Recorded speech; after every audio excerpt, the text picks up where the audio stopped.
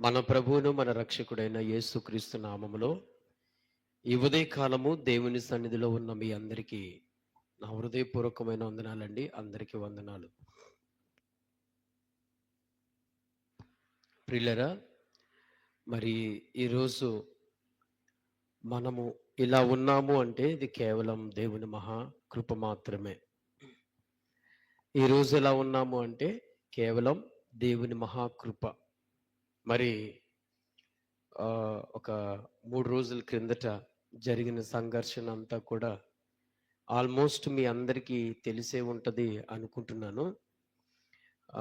హైదరాబాద్ నుంచి బెంగళూరుకి వెళుతున్న బస్సు ప్రమాదం మీలో చాలామందికి ఎరిగి ఉండిన వారు అనుకుంటున్నాను నేను.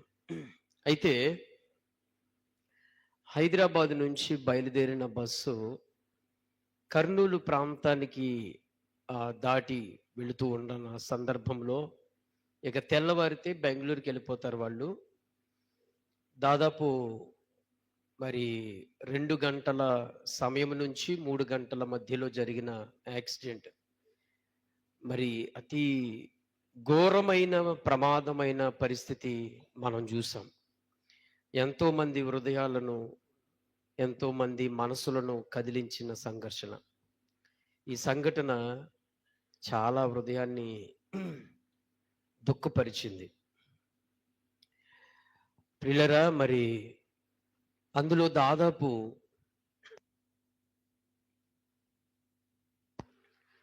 దాదాపు 20 మందికి పైగా చనిపోయారండి.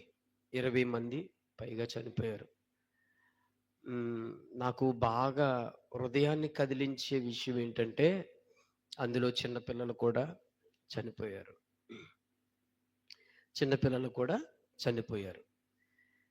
ఇక్కడ ఒక విషయం, ఆ యొక్క మీడియా వాళ్ళు ఒక ఆయన్ని ఆ బస్సులో నుంచి తప్పించబడిన ఒక వ్యక్తిని అడిగినప్పుడు అతను చెప్పిన మాట ఏంటంటే, అయ్యా మరి మీరు ఎలా తప్పించుకున్నారు, ఈ సంఘటన మీకు ఎలా తెలిసింది అని అంటే, అందరూ మంచి నిద్రలో ఉన్నారయ్యా, నేను మాత్రమే కొంచెం అప్పుడు దాకా ఫోన్ చూసుకుని కొంచెం అప్పుడే నిద్రలోకి నేను వెళుతూ ఉన్న సందర్భం సడన్గా ఒక టైర్ పగిలినట్టుగా సౌండ్ వచ్చింది. ఏంటి సౌండ్, ఒకవేళ టైర్ కానీ పంచర్ అయిపోయిందా, బస్సు పక్కకు తీసుకుని టైర్ మారుస్తారేమో అని అలా నిద్రమత్తుగా ఊహించుకుంటున్న సందర్భంలోనే ఒక్కసారిగా పొగ కింద వచ్చేసి, అయ్యో మంటలు మంటలు అని చెప్పి 2 కేకలు విన్నాను. బస్ దిగిపోండి అని చెప్పేసి ఒక మాట విన్నాను. అలా లేచి నా భార్యను నా పిల్లలను బస్సు అద్దాన్ని పగలగొట్టి అలా దింపి లోపల నా అన్నయ్య పిల్లల్ని కాపాడలేకపోయాను. నా కళ్ళ ఎదుటే వాళ్ళు సజీవ దహనం అయిపోయారని బాధపడ్డా. ఎంత హృదయాన్ని కదిలించిందంటే,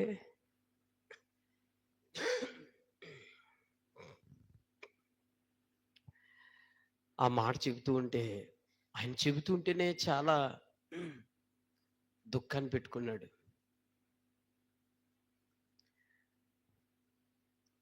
పాపం అందరూ నిద్ర మత్తులో ఉన్నారండి. అందరూ కూడా నిద్ర మత్తులో ఉన్నారు. అటువంటి సిచ్యువేషన్ వస్తుందని వాళ్ళు ఊహించలేదు. అటువంటి సందర్భం వస్తుందని వాళ్ళు ఊహించలేదు. పడుకున్న వాళ్ళు పడుకున్నట్టుగా కాలిపోయారు. కూర్చున్న వాళ్ళు కూర్చున్నట్లుగానే కాలిపోయారు. అది ఎంత విషాదం పరిచిందంటే, ఇలా 1, 2 కాదు, చూస్తూ ఉన్నాం. మొన్న ఫ్లైట్ కూడా దాదాపు అనేక మంది చనిపోయారు. ఈ పరిస్థితులన్నీ మన కళ్ళ ఎదుట కనబడుతున్నప్పుడు మనము నేర్చుకోవలసిన విషయాలు, మనము జాగ్రత్తలు తీసుకోవలసిన పరిస్థితులు, మనము చాలా జాగ్రత్తలు కలిగి ఉండాలి. అయితే మన కళ్ళ ఎదుట ఇటువంటి పరిస్థితులు మనకి కనబడుతున్నప్పుడు ప్రజల్లో భయం లేదు ఇంకా. ఏం లేదు? భయమే లేదు. వాళ్ళు చనిపోయారు. బ్రతికున్న నీవు ఎటువంటి గుణపాఠం తెచ్చుకోవాలో, ఎలాంటి జాగ్రత్త నువ్వు కలిగి ఉండాలో అనేది మనుషులకి ఈ రోజుల్లో భయం లేనే లేదు. మాటల్లోనూ, ప్రవర్తనలోనూ, క్రియల్లోనూ, నడుచుకునే తీరులోనూ వారి ఇష్టం వచ్చినట్టుగా నడుస్తున్నారు. ఇష్టం వచ్చినట్టుగా. అంటే ఆ చావు నీకొచ్చేంత వరకు కూడా నీకింకా మారు మనసు, నీకింకా హృదయ మార్పిడి నీకింకా కలగట్లేదంటే, ఇక నీ కళ్ళు ఎలా మూసిపోతున్నాయో నీకే అర్థం కావాలి. చాలా మందిలో, ఇక్కడున్న వాళ్ళే కాదు, చాలా మంది ఇంత ఘోరమైన పరిస్థితులు మన ఎదుట కనబడుతూ ఉన్నాయి. పసి పిల్లలండి, చిన్న పిల్లలు, స్కూల్ స్టాండర్డ్ వాళ్ళది. శరీరపు ముద్దలు కూడా దొరకలేదండి. ఎక్కడో చిన్న చిన్న ముద్దలు దొరికినాయంట మొత్తం. వాళ్ళ బాడీలు, వాళ్ళ శరీరాలు కనిపెట్టడానికి కూడా ఘోరమైన పరిస్థితి.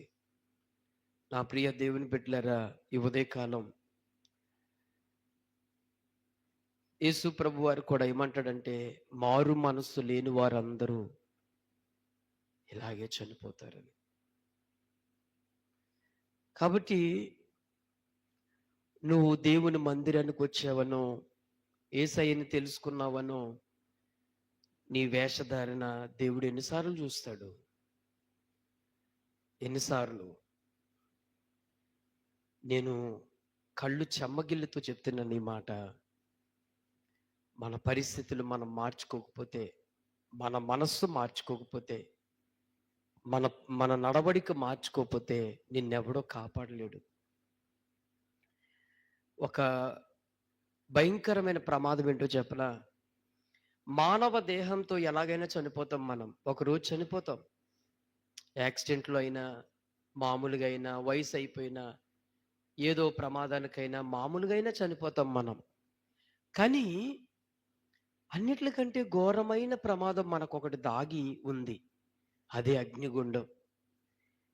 అక్కడికి వెళ్ళి నీ స్థితి వెళ్ళిపోయిన తర్వాత, అక్కడికి వెళ్ళిన తర్వాత నువ్వు ఎన్ని విధాలుగా సతమతమైనా, ఎన్ని విధాలుగా ప్రయాసలు పడినా నీకు ఛాన్స్ లేదు. దేవుడు కూడా, నేను అదే చెప్తున్నా, దేవుడు కూడా ఎందుకు మనం ఎన్ని తప్పులు చేసినా, ఇంత చెడుగా నడవడికి నడిచినా మౌనముగా ఎందుకుంటున్నాడో తెలుసా? మన స్థితి, ఆ శిక్షా విధానం ఏంటనేది ఆయనకు తెలుసు. ఆయనకు ఒక క్లారిటీ ఉంది. కాబట్టి మార్పు చెందాల్సింది నువ్వు, నేను. మారు మనస్సు పొందము, మారు మనస్సు పొందము. ప్రకటన గ్రంథం 1వ అధ్యాయం 2వ అధ్యాయం అంతా కూడా తీయొద్దు, నేను చెప్తున్నాను. ఏమంటాడు? మారు మనస్సు పొందు, మారు మనస్సు పొందు. ఇందులో నాకు ఒక లోపము కనబడుతుంది. నీలో ఈ లోపం కనబడుతుంది, నీలో ఈ లోపం కనబడుతుంది. మారు మనసు పొందు. మనం ఏమనుకుంటామంటే, వాళ్ళ మీద నేను ఎక్కువ భక్తి చేస్తున్నాను, వాళ్ళ మీద నేను బెటరే కదా, వాళ్ళ మీద నేను పర్వాలేదు, అస్సలు వాళ్ళు మందిరానికి రాను, నేను మందిరానికి వెళ్తాను, ప్రార్థన చేస్తాను, పేరు మార్చుకున్నాను, బాప్తిసం తీసుకున్నాను, మనం సమర్థించేసుకుంటాం. భక్తి జీవితం దేవుడితో ఎంత పోల్చినా నువ్వు సరిపడవు. ఎంత పోల్చుకున్నా సరిపడవు. నా ప్రియ దేవుని బిడ్డలారా, గుర్తుపెట్టుకోండి, ఇటువంటి పరిస్థితులు, ప్రమాదాలు మన మధ్యన కనబడుతున్నప్పుడు మనము మరింత జాగ్రత్తలు, మరింత భయము కలిగి నడుచుకోవాలని ప్రేమతో మనవి చేస్తున్నాను. ఆ బ్రదర్ చెబుతూ ఉంటే, ఆ మీడియా ఎదురుగా ఏడుస్తున్నాడు. నా కళ్ళ ముందే అంతమంది ప్రజలు కాలిపోతూ ఉంటే చూడలేకపోయానయ్యా. మీకు అర్థమైందా? అంతముందే పసిపిల్లలు చనిపోతే నువ్వు చెప్పు, నీ ఇంట్లో నీ బిడ్డకి కానీ మీకు ఏదైనా ప్రమాదం జరిగితే మీ మీ మీరు ఎలా ఉంటారు చెప్పండి? మీ గుండె ఏమైపోద్ది చెప్పండి? మీకు ఎంత వేదన కలుగుద్ది, ఎంత బాధ కలుగుద్ది? ఆ అబ్బాయి చెబుతూనే, అయ్యా మా అన్ని బిడ్డలు కాపాడుకోలేకపోయినాయ్యా. అప్పుడు దాకా వాళ్ళు చక్కగా తింటూ బస్సు ఎక్కుతూ నవ్వుతూ ఆనందంగా ఎక్కారంట. కానీ తీరని ప్రమాదం. మనము దుర్దినాల్లో ఉన్నామనే విషయం మర్చిపోద్దు మీరు. అపాయకరమైన దినములు వచ్చునని మీరు ఎరిగి అంటాడు పౌలు. ఎరిగి వాళ్ళు ఎందుకు వాళ్ళ బలాన్ని, వాళ్ళ జ్ఞానాన్ని, వాళ్ళ సమస్తము దేవుడికి ఎందుకు అర్పించుకున్నారో తెలుసా? ఎందుకంటే ఏది స్థిరమో దాని కొరకు వాళ్ళు ప్రయాసపడ్డారు. నా ప్రియ దేవుని బిడ్డలారా, మనము కలిగి ఉన్నవి ఏదైనా సరే, ఏదైనా ఒక దినాన్ని వదిలేసి వెళ్ళిపోతాం. పాపం ఇక 3 అయిందంటండి, తెల్లరగట్ల 2:30, 3 ఆ టైంలో జరిగిపోయింది. ఇంకొక 2 గంటలైతే వాళ్ళు బెంగళూరులో దిగిపోతారు, బస్ దిగిపోతారు. ఆ తర్వాత వాళ్ళు మరుసటి రోజు ప్లానింగ్స్ ఎన్ని ఉంటాయో. కొందరు ఇంట్లో చుట్టాలింటికి వెళ్ళాలని, లేకపోతే ఆఫీస్కి వెళ్ళాలని. హైదరాబాదు అక్క వాళ్ళ ఇంటికి వచ్చారంట వాళ్ళ ఫ్యామిలీ. వాళ్ళ అక్క వాళ్ళ ఇంటికాడ ఈ సెలవు దినాల్లో పిల్లలతో అందరితో గడిపి వెళ్ళిపోతున్నారంట. ఎవరు ఊహించగలుగుతారు మరణాన్ని? అందుకే మరణము యొక్క గొప్పతనము చెప్పింది పరిశుద్ధ గ్రంథం ఒక్కటే. మరణము అనేది ఎంత ప్రమాదమో, మరణము ఎలా సంభవించునో ఎవ్వరికి తెలియదు. మరి అబ్రహాముతో దేవుడు ఒక మాట అంటాడు. ఏమంటాడు తెలుసా? పండి ముసలతనమందు నువ్వు ప్రాణమును విడిచెదవు అంటాడు. ప్రతి మానవుడు అలాగే తన పండి ముసలతనమందు ప్రాణం విడవాలనే కోరుకున్నాడు దేవుడు. ఎందుకు ఇటువంటి ప్రమాదాలకు గురవుతున్నామంటే మన క్రియలు, మన నడవడికలు, మన ఆలోచనలు, మన ప్రవర్తన, ఇవన్నీ మోసకరమైన నడవడిక ఇవి. సో నేను చనిపోయిన వారందరికీ ప్రగాఢ సానుభూతి తెలియపరుస్తున్నాను. నిజంగా చాలా దుఃఖకరం. ఇటువంటి కీడు, ఇటువంటి ప్రమాదాలు ప్రభు తప్పించినట్లుగా మనము ప్రార్థన చేయాలి. అందులో ఎంతమంది ప్రభుని కలిగి ఉన్నారో, ఎంతమంది ప్రభుని నమ్మలేని వాళ్ళు ఉన్నారో తెలియదు, కానీ చాలా బాధాకరం అండి. కాబట్టి పిల్లరా, మరింత జాగ్రత్తగా విశ్వాస జీవితాన్ని కొనసాగించాలని ప్రేమతో చెప్తున్నాను. అది ఈ విషయాన్ని పెట్టుకోండి. రైట్, ఈరోజు దేవుని వాక్యమును ధ్యానం చేసుకుందాము. పరిశుద్ధ గ్రంథంలో నుంచి దేవుని వాక్యమును ధ్యానం చేసుకుందాం.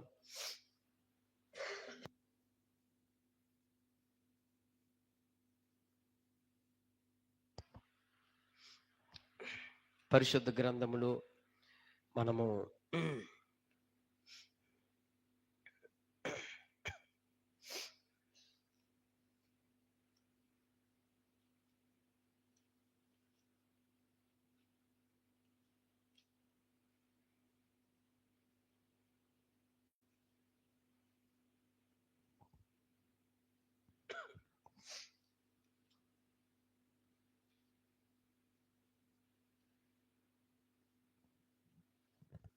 చూడండి, కొలసీలు రాసిన పత్రిక కొలసీలు రాసిన పత్రిక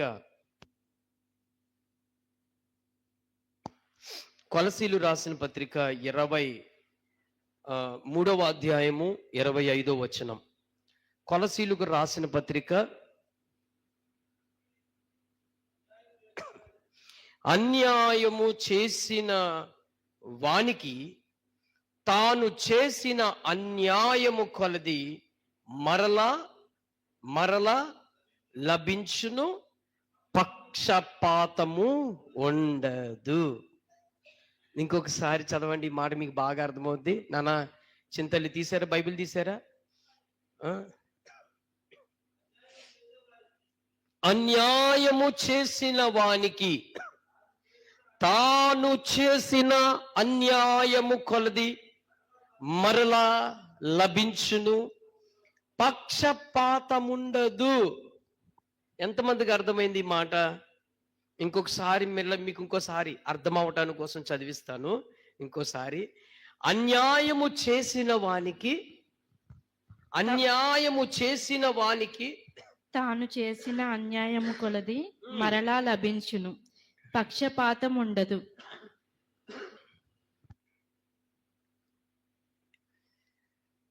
పక్షపాతము ఉండదు. ఎవరికి పక్షపాతం లేదు?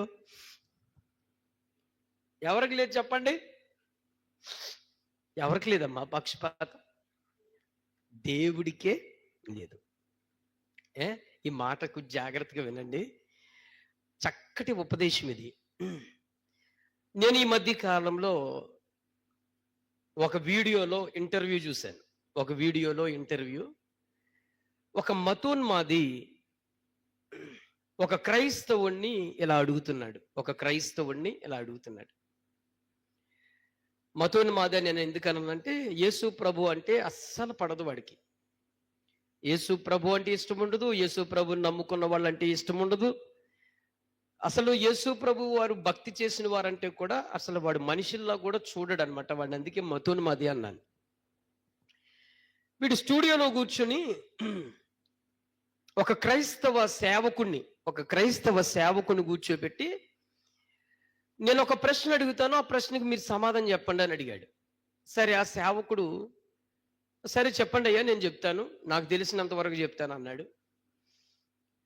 మీ యేసు ప్రభు ఎవరినైనా క్షమిస్తాడా అని అడిగాడు.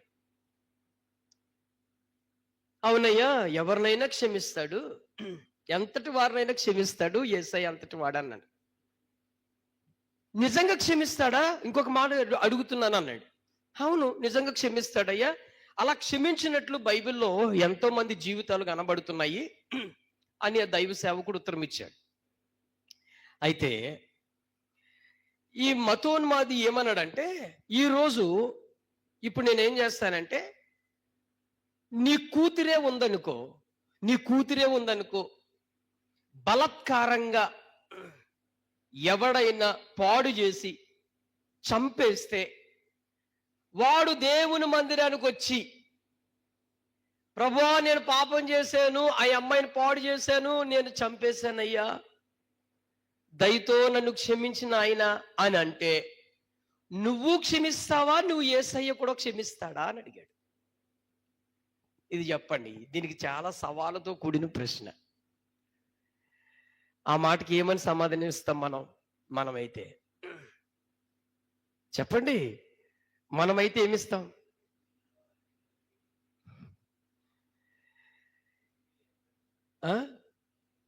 ఇప్పుడు ఆయన అడిగిన దాంట్లో తప్పేమి లేదు. యేసయ్య నిజంగా క్షమిస్తాడని నువ్వు చెప్పింది దాంట్లో తప్పులేదు.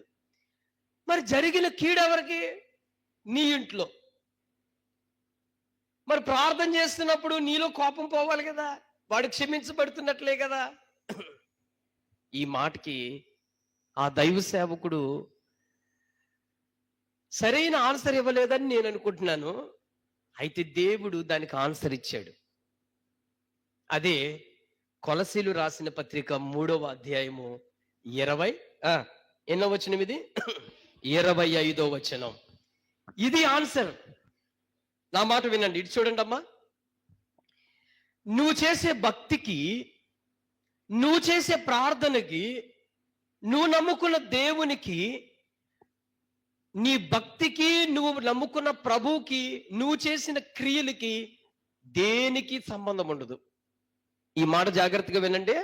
ఇంకొకసారి చెప్తున్నాను మీకు అర్థం కావడం కోసం. ఆ దైవ సేవకుడు సరైన ఉత్తరం ఇవ్వలేదేమో కానీ, నేను ఈరోజు మీ అందరికీ ఆ వ్యక్తి ఏ వ్యక్తి అయితే అడిగాడో ఆ వ్యక్తికి కూడా ఉత్తరం ఇస్తున్న విషయం ఇది.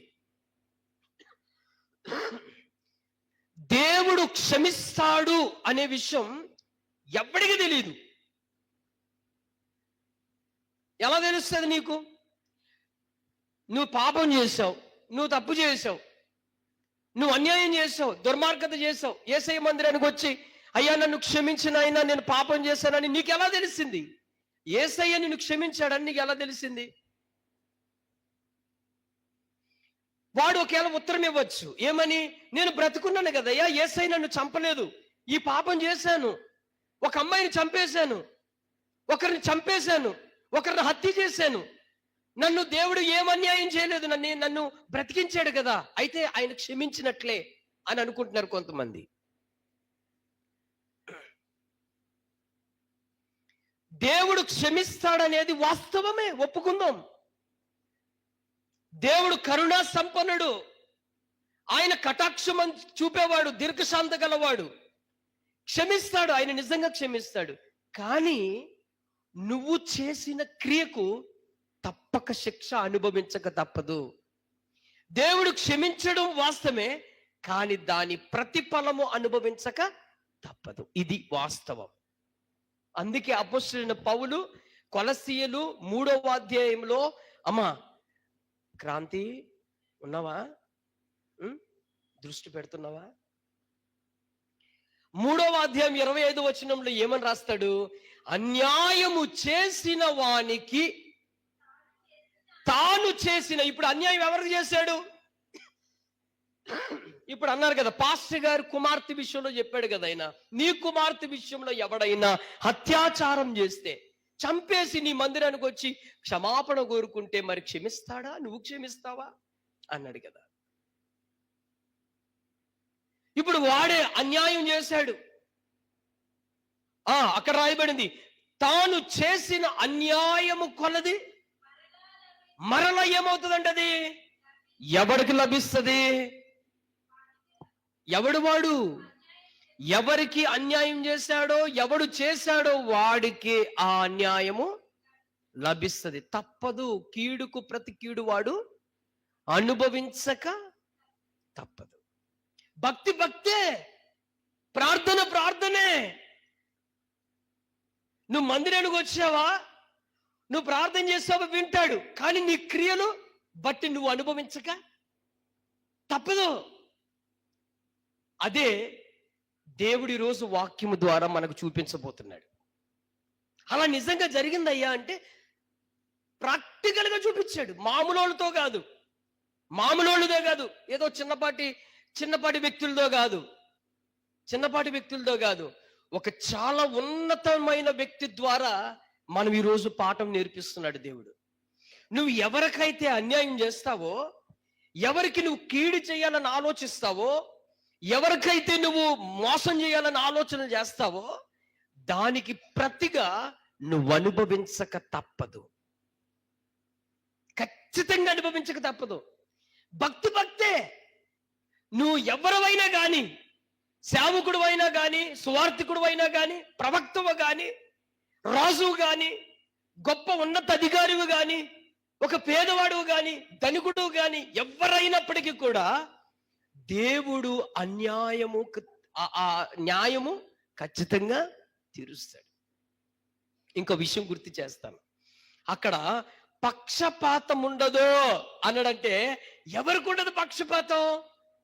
దేవుడికి ఉండదు. మనుషులకు పక్షపాతం ఉంటుందండి. వీళ్ళు నా మనుషులంటే నాకు తగినట్టుగా మాట్లాడతారు, వీళ్ళు నా వాళ్ళంటే నాకు నచ్చినట్టుగా మాట్లాడతాం.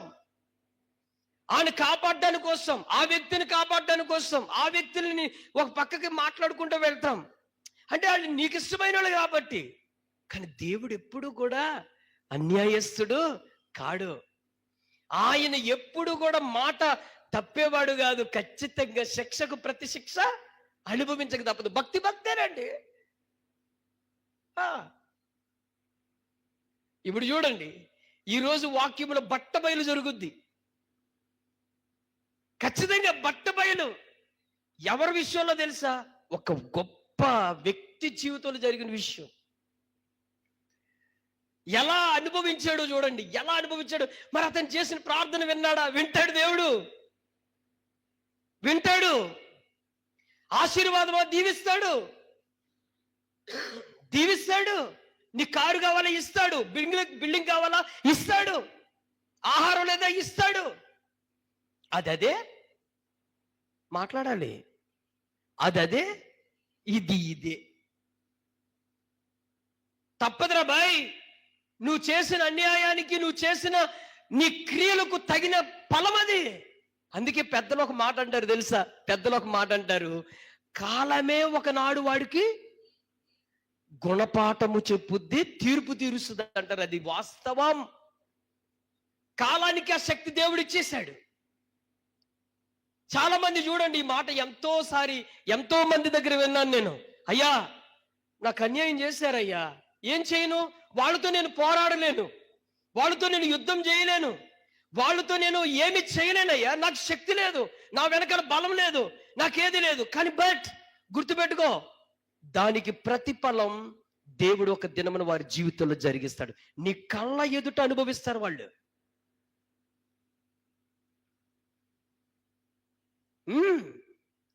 కళ్ళ ఎదుట నీకు నిజంగా కీడు చేశారా, నీకు అన్యాయం చేశారా, లేక వాళ్ళు నిశ్చయముగా నీకు ఏదో ద్రోహం చేశారా, అది ఖచ్చితంగా నీ కళ్ళ ఎదుట దేవుడు చూపిస్తాడు. ఇదిగో. మరి కొంతమంది అనుకుంటారు, అయ్యా నాతో కలిసి మందిరానికి వస్తారండి వాళ్ళు, అయ్యా మాతో పాటు మందిరానికి వెళ్తారండి. ప్రభు మరి నీ సన్నిధికి వచ్చి నీ దగ్గర ప్రార్థన చేసి నీకు కానుకలు ఇచ్చి, అయ్యా ఇదిగో మరి ఈ క్రిస్మస్ కి మేము అందరికి భోజనాలు పెట్టుకుంటున్నాము అని అంటారు. అంటే ప్రభు వాళ్ళు అంత భోజనాలు పెట్టుకుంటున్నారు, వాళ్ళు చేసిన దుర్మార్గమైన పని నీకు తెలియదా అయ్యా అని నువ్వు ప్రార్థన చేస్తావు కదా. దేవుడికున్న గుణం ఏంటో చెప్పనా, అది తీసుకుంటాడు, ఆ కానుక తీసుకుంటాడు. ఓకే పెడుతున్నావా, భోజనాలు పెట్టు, కానీ తప్పదు, అనుభవించక తప్పదు. నువ్వు క్రిస్మస్ కి మేకపోతులు కోయి, వచ్చిన వాళ్ళందరికీ గొప్ప విందు చేసు, సభలకి గొప్ప గొప్ప పాస్టర్ల కానుకలు ఇవ్వు. అయ్యా సేవకుడితో చెప్పు, అయ్యా ఇదిగో ఈ సభలు జరుగుతున్నాయా, ఈ సభలకి నేనే ఖర్చు పెట్టుకుంటా, ఈ సభలకి నేనే ఖర్చు పెట్టుకుంటా. ఎంతమంది పాస్టర్లు వస్తున్నారు, గొప్ప గొప్ప వాళ్ళు పిలవండి. గొప్ప గొప్ప వాళ్ళు అంటే మామూలు వాళ్ళు కదా, ఫ్లైట్ల మీద తిరిగిన వాళ్ళు పిలవండి. కనీసం షూ కూడా ఊడదీయకుండా స్టేజ్ మీద మాట్లాడాలని పిలవండి. అంత పరిశుద్ధుల్ని పిలవండి. వాళ్ళందరికీ ఎంత ఖర్చు అవుద్ది, 1,00,000 2,00,000 నేను పెట్టుకుంటా. 3 రోజులు ఎంతమంది భోజనానికి వస్తారా, ఒక 5,000 మంది వస్తారా, రోజుకి వచ్చి 5,000 మంది వస్తారా, ఆ ఖర్చు అంతా నేనే భరిస్తా. మొత్తానికి మీటింగ్, లైటింగ్, సెట్టింగ్ అన్ని కూడా ఒక 50 లక్షలు అవుద్దా నేనే పెట్టుకుంటా అని నువ్వన్నా ఒక్క మనిషికి నువ్వు ఏదైనా కీడు చేసావా? అరే ఈడు నా సభలకి, నా మీటింగ్స్ కి ఇంత డబ్బులు ఖర్చు పెట్టాడు కాబట్టి వీడు చేసిన ఇంత చిన్నపాటి పనికి పర్లేదులే దులుపు పక్కన పెట్టేద్దాం అనుకునేవాడు కాదు నువ్వు సేవించే దేవుడు. పక్షపాతి కాదైనా. అరే పోనీలే ఈ చిన్న విషయమేగా కదా, 50 లక్షలు ఎవడిస్తాడండి, ఈ ఒక్కడే పెట్టుకున్నాడు. పైగా వీడు చేసే పని దేవుని పని, నా పనే కదా. పైగా గొప్ప గొప్ప సేవకులు తీసుకొచ్చాడు. అందరూ ఎంతమంది మారు మనసు కలిగించడానికి ప్రయాసది, ఎంతో మందికి మారు మనసు కలిగించే ప్రయాసే కదా ఈ వ్యక్తి కూడా పోరాడేది. కానీ నువ్వెంత పోరాడు, ఎంత ఖర్చు పెట్టు, దేవుడికి ఎంత చెయ్యి, ఎన్ని కానుకలు, ఎంతగా పరిచర్య చెయ్యి, కానీ నువ్వు ఎవరికి కీడు చేస్తావో ఆ కీడుకు ప్రతి కీడు నువ్వు అనుభవించక తప్పదు. అంతే, తప్పదు అంతే. అసలు ఆ వాక్యం చదివితేనే, ఆ వాక్య ధ్యానంలో వెళితేనే నాకే ఎంతో ఆందోళన కలిగించింది. ప్రభా నువ్వెంత యథార్థవంతుడు అయ్యా, స్తోత్రం కలుగునుగా. నిజంగా మనం సేవిస్తున్న దేవుడు ఎంత గొప్ప దేవుడు అండి, ఎంత గొప్ప దేవుడు. నువ్వు ఎంత మిద్దులు కట్టుకుని, ఎంత కోట్లు సంపాదించుకుని, దేవుడికి నీ ఆస్తంతా ఇచ్చి ఒక్క బీద వ్యక్తికి నువ్వు కీడు చేసిన ఆ కీడుకు ప్రతి కీడు నువ్వు అనుభవించక తప్పదో. దేవుడు ఆ శిక్ష ఖచ్చితంగా వేస్తాడంతే. కాలమే ఒక రోజున వాడికి తీర్చుకుని వెళ్ళిపోద్ది. ఆడు అడుగుతాడు దేవుని మందిరానికి వచ్చి, ప్రభువా క్రిస్మస్ కి నేను ఇంత ఇచ్చానే, అయ్యా సభలకి ఎంత ఖర్చు పెట్టానే, నీ మందిరంలో స్లాబ్ వేయడానికి డబ్బంతా నేనే ఇచ్చానయ్యా, నీ మందిరాలు కట్టడానికి నేను ఎంతో కానుకలు ఇచ్చానయ్యా, నీ పరిచర్యకి నేను వాహనాలు ఇచ్చానయ్యా. అవును ఇచ్చావు, మరి ఏంటి ప్రభువా నా విషయం?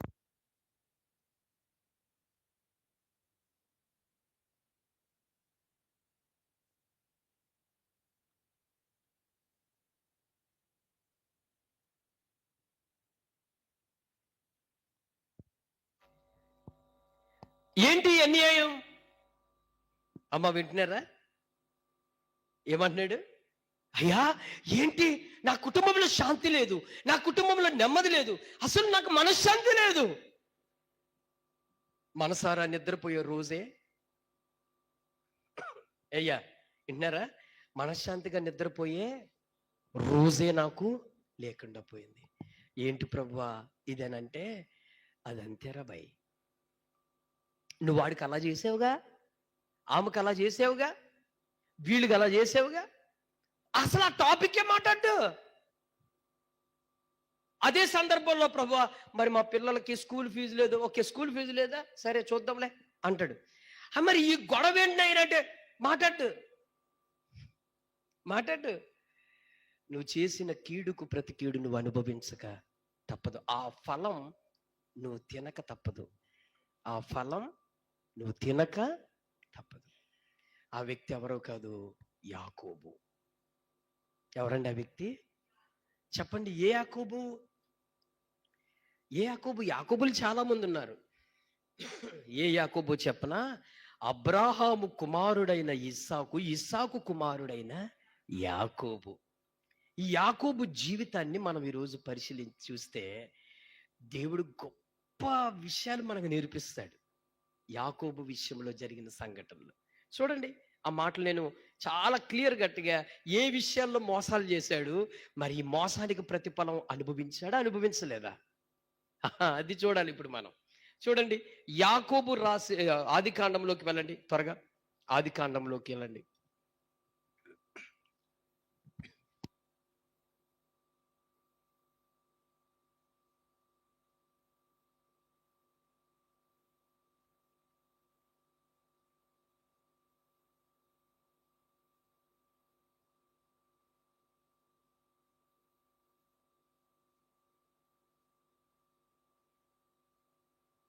యాకోబు రాసిన ఆదికాండము 27వ అధ్యాయము. ఆదికాండము 27వ అధ్యాయం తీయాలి.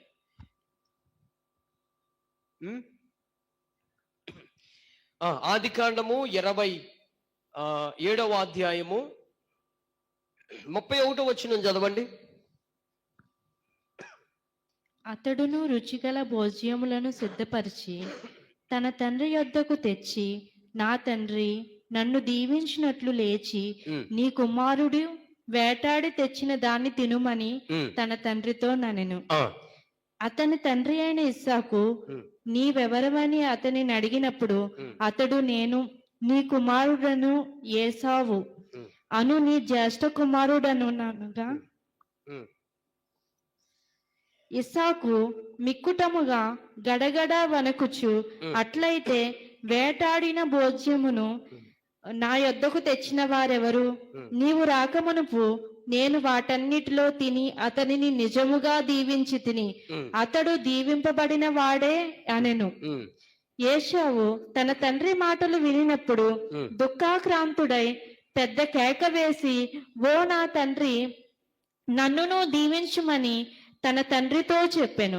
అతడు, నీ సహోదరుడు కపటోపాయముతో వచ్చి నీకు రావాల్సిన దీవెన తీసుకొని పోయెను. ఏశావు యాకోబు అను పేరు అతనికి సరిగానే చెల్లినది. అతడు నన్ను ఈ 2 మారులు మోసపుచ్చెను, నా జ్యేష్ఠత్వము తీసుకొనెను. ఇదిగో ఇప్పుడు వచ్చి నాకు రావాల్సిన దీవెనను తీసుకొనేనని చెప్పి నా కొరకు మరి ఏ దీవెనయు మిగిల్చి ఉంచలేదా అని అడిగాను. చాలండి, ఈ మాటలు చాలు. మీ అందరికి చాలా మటుకు ఈ వాక్యం తెలిసిన వారే.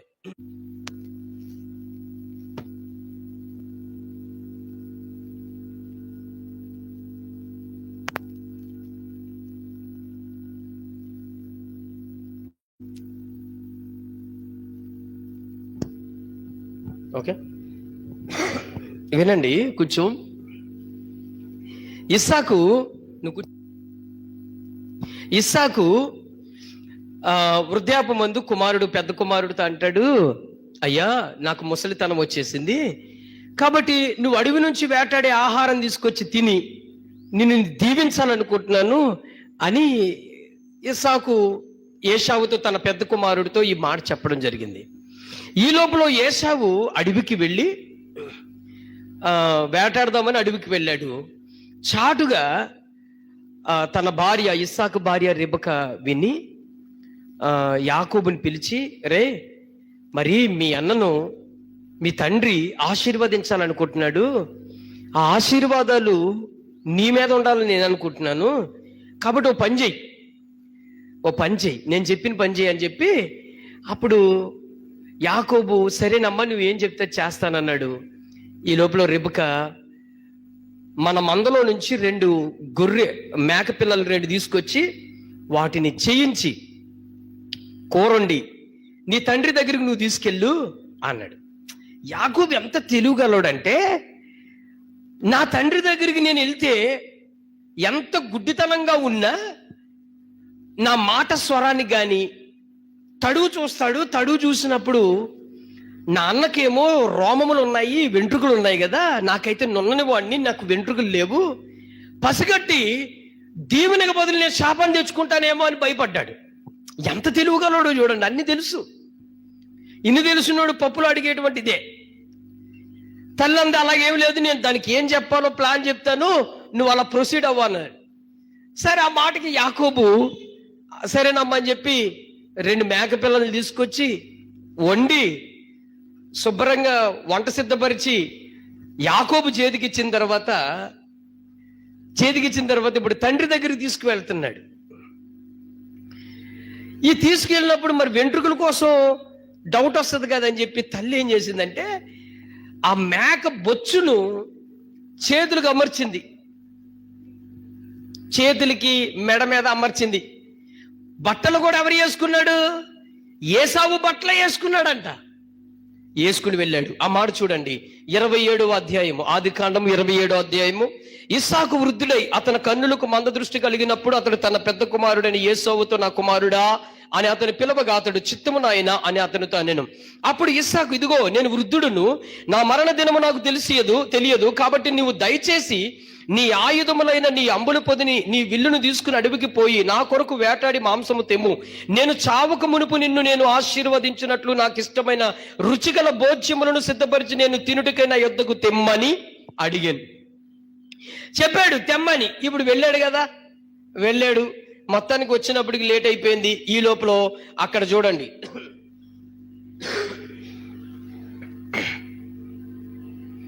10వ వచనం, అదే అధ్యాయం 10వ వచనము. నీ తండ్రి మృతి పొందక ముందు అతడు వాటిని నిన్ను ఆశీర్వదించినట్లు నీ వాటిని నీ తండ్రి యొద్దకు తీసుకుని పోవాలను. అందుకు యాకోబు నా సహోదరుడిని ఏసావు రోమము గలవాడు, నేను నున్నటి వాడిని కదా, ఒకవేళ నా తండ్రి నన్ను తడివి చూసినప్పుడు నేను అతడి దృష్టికి వంచకుడునుగా తోచిన ఎడలు నా మీదకి శాపమే గాని ఆశీర్వాదము తెచ్చుకొనను అని చెప్పాడంట. తెచ్చుకోనయ్యా అమ్మ, తెచ్చుకోలేను అని అంటే తల్లి చాలా తెలివిగా ఏం చెప్పిందంటే 15వ వచనం, మరియు తన జ్యేష్ఠ కుమారుడు ఏసావునకు సొగసైన వస్త్రములు ఇంట తన యొద్ద నుండెను.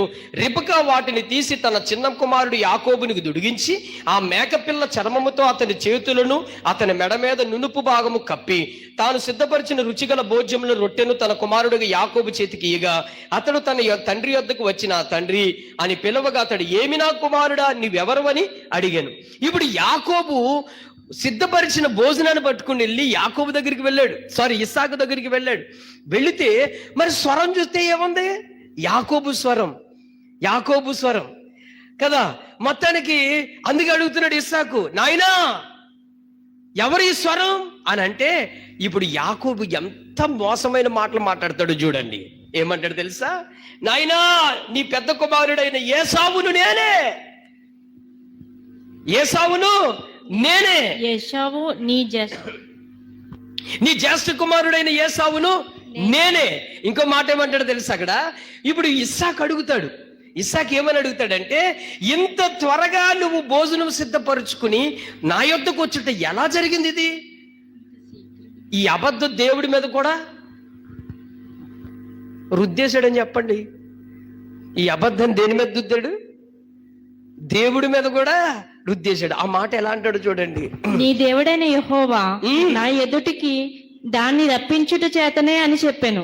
ఎలాగంటిది? ఎక్కడికి వెళ్ళి ఆటాడాడు యాకోబు? ఎక్కడికి వెళ్ళి వేటాడాడు? ఈ అబద్ధాలు చూడండి. అసలు యాకోబుకు పేరు ఏమని రాయబడిందో చూడండి. మీకు అందరూ తెలుసా మాట? తెలుసమ్మా? తెలుసా? యాకోబుకి మా అర్థం ఏంటి? ఆ మాట ఎక్కడుంది? 25 ఆదికాండము చూడండి.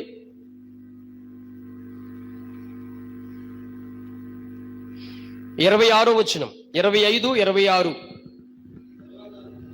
తరువాత అతని సహోదరుడు బయటికి వచ్చినప్పుడు అతని చెయ్యి ఏశావు మడిమెను పట్టుకొని ఉండెను గనుక అతనికి యాకోబు అనే పేరు పెట్టాలమ్మా. యాకోబు అని అక్కడ 2 అంక ఉందా? యాకోబు పైన 2 అని ఉంది. దాని ఫుట్ నోట్ కింద చూడండి. మోసగాడు కింద చూడండి. మడిమెను పట్టుకొనిన వాడు లేక మోసగాడు. యాకోబుకు పేరు ఏంటంట? అర్థం ఏంటమ్మా? యాకోబుకు పేరేంటి? మోసగాడు. ఈ మాటకి మోసగాడు. ఏ విధంగా మోసం చేస్తున్నాడు ఇక్కడ? తండ్రి దగ్గర ఏమని మోసం చేస్తున్నాడు? నీ దేవుడైన యెహోవాయే నా యొద్దకు దానిని తీసుకొచ్చాడు కాబట్టి నేను తొందరగా వచ్చేసాను. ఇప్పుడు పాపం ఇస్సాకు అక్కడికి దగ్గరికి రా నాయన అని పిలిచాడు. దగ్గరికి రాగా వాసన చూస్తే ఏసావు చక్కటిగా తన బట్టలు తొడుక్కున్నప్పుడల్లా మంచి సెంటు కొట్టుకుంటా ఉంటాడు. ఆ సువాసన ఎప్పుడు తండ్రి పీల్చాడు కదా, ఆ వాసన గమనించి ఓహో ఈ వాసన నా పెద్ద కుమారుడిదే అనుకున్నాడు. తడిమి చూశాడు. ఇలా తడుము చూస్తే ఏం కనపడింది? వెంట్రుకలు కనపడ్డాయి. ఓహో ఇతడు నా పెద్ద కుమారుడే.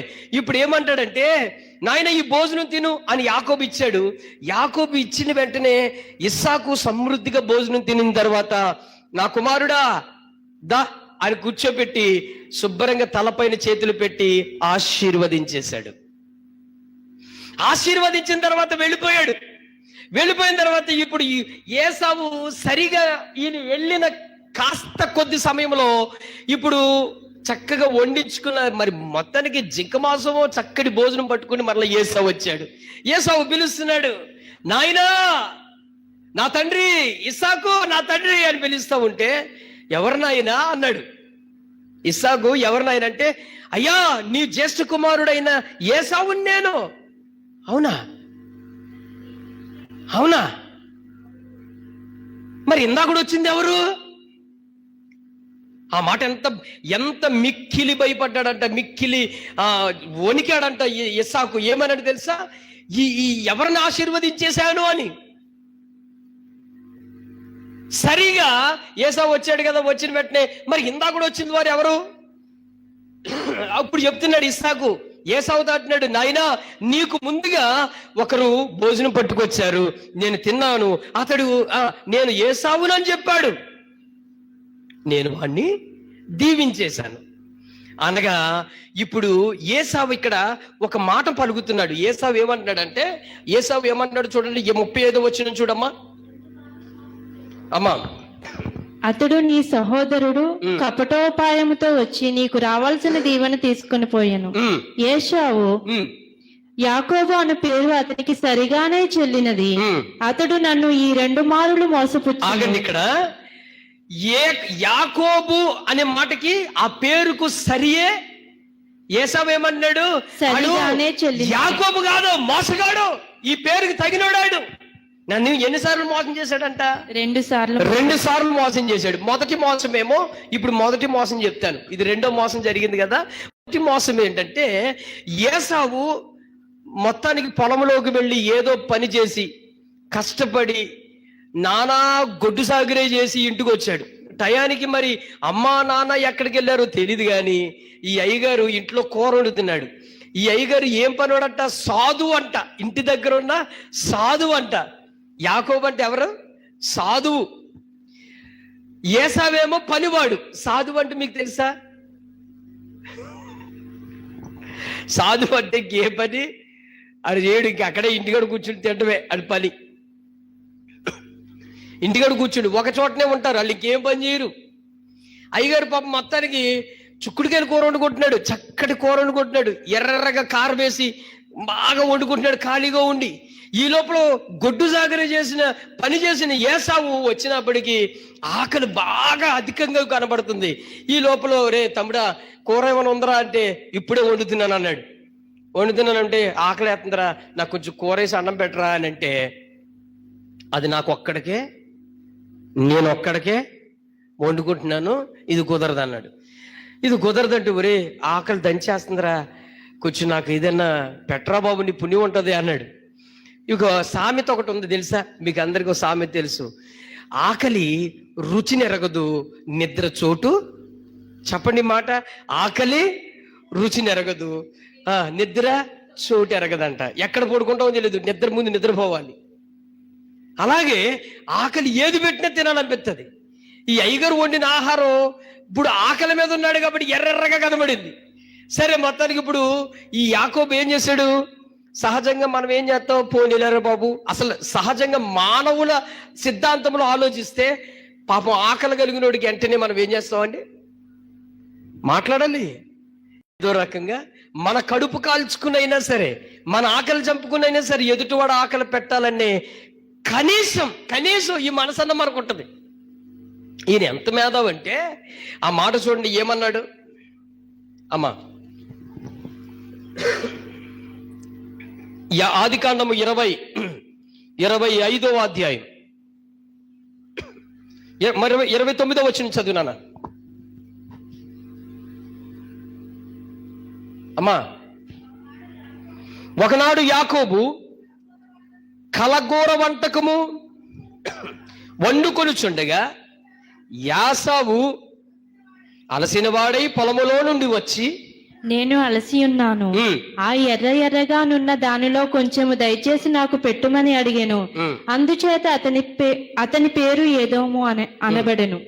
అందుకు యాకోబు, నీ జ్యేష్ఠత్వము నేడు నాకిమ్మని అడుగగా ఏశావు, నేను చావబోచున్నాను గదా, జ్యేష్ఠత్వము నాకెందుకనెను. ఇక్కడ జాగ్రత్తగానండి.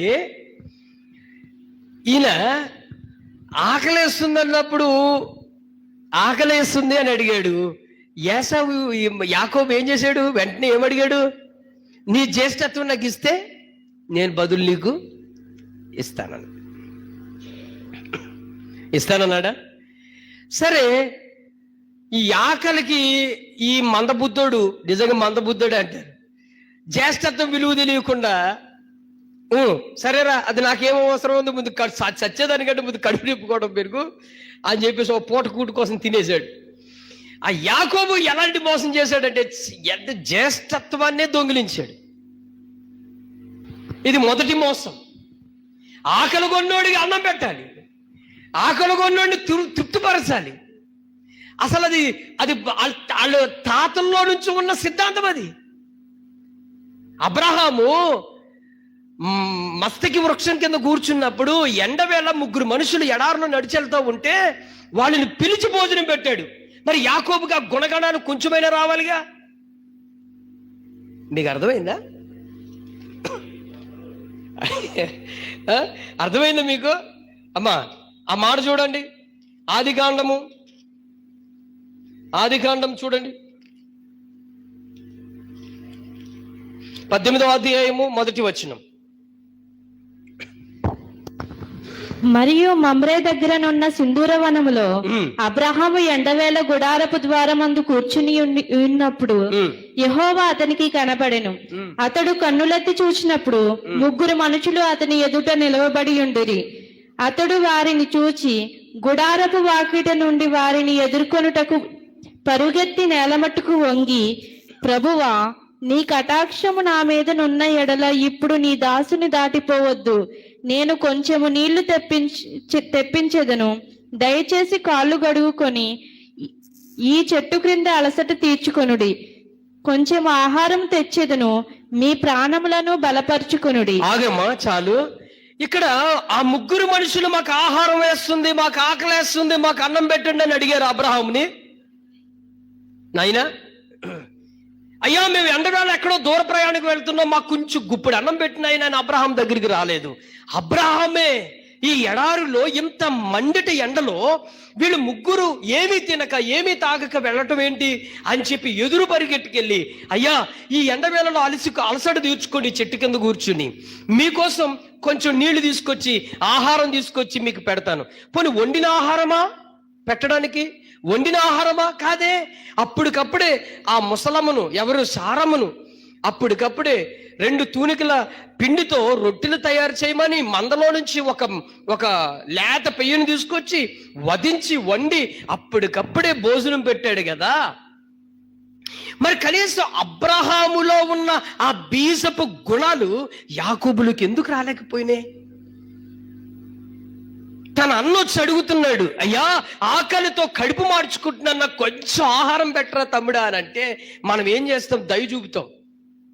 అబ్రహాము దయ చూపించే పరిగెత్తుకెళ్ళి వాళ్ళకి సాగిలపడి, ఎండవేళ ఎందుకయ్యా ఇంత ప్రయాణం, నా దగ్గరకు వచ్చి ఒక ముద్ద తిని వెళ్ళండి అయ్యా అని బతిమాలుకున్నాడు. ఇది మొదటి మోసం. ఆకలి కొన్నప్పుడు ఆహారం పెట్టాలి కదా, అది మొదటి మోసం చేశాడు. రెండో మోసం ఏంటంటే, ఏసావుకు వెళ్లాల్సిన దీవెనలు ఎవరు పొందేసుకున్నాడు? ఇది 2 మార్లు జరిగిన మోసం. కొంతమంది దీన్ని ఎలా వక్రీకరణ చేస్తారంటే, అది కూడా మీకు వివరిస్తా. వక్రీకరణ అది దేవుని చిత్తం అండి, అది జరగాలని అంటారు.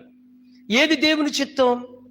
మోసాన్ని, అబద్ధాన్ని క్రియేట్ చేసేది దేవుడి చిత్తమా? మీరు చెప్పండి. చాలా మంది ఇదే వక్రీకరణ. వాక్యము ఎలా చదవాలి, వాక్యాన్ని ఎలా వివరించుకోవాలి, ఈ వాక్యాన్ని ఎలా ఉన్నట్టుగా ప్రకటించాలనేది జనానికి రోజు ఆ జ్ఞానం లేదు. ఏసావు 12 మంది వంశావళిలో ఉండాలి కాబట్టి ఆ విధమైన దీవెనలు వాళ్ళకి అలా వచ్చేలా చేశారని అంటారు కొంతమంది. దేవుడికి అంత కర్మ ఏంటండి? దేవుడికి అంత కర్మ ఏంటి? యాకోబునే దీవించాలి, యాకోబే 12 మంది సంతానం అవ్వాలి, యాకోబు నుంచే ఈ వంశావళిని క్రియేట్ చేయాలి. కాబట్టి ఏసావు ఎలా మోసపోయినా పర్వాలేదని ఇలా వక్రీకరణ చేయించాడు ఆ దేవుడు. కొంతమంది బోధ రాక అసలు సరిగా ధ్యానించేది ఎక్కడ?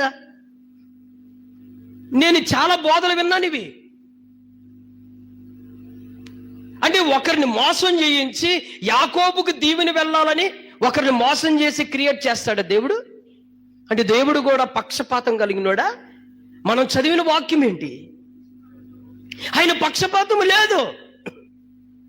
యాకోబు కాదు, యాకోబు వాళ్ళ ఎలాంటి వాళ్ళైనా సరే అవసరమైతే ఏసావునే నిలబెట్టి ఆ దీవెనలు, ఆ 12 సంతానం కూడా చేయగలిగిన శక్తిమంతుడైన, నీతిగా నిలబడిన వారి పట్ల, యథార్థవంతుల పట్ల ఆయన మేమేలు చేయక మానడం చెప్పాడు కదా.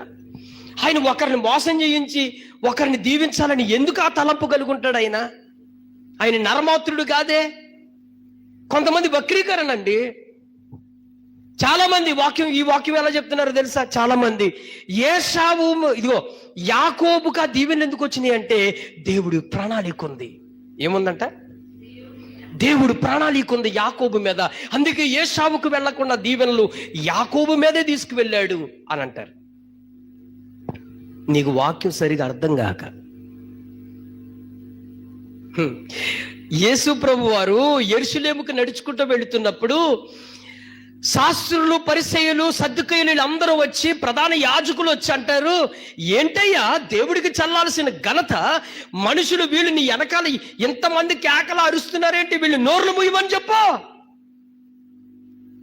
వీళ్ళు నోర్లు మూయమని చెప్పానంటే యేసు ప్రభు వారు ఏమని చెప్పాడు తెలుసా?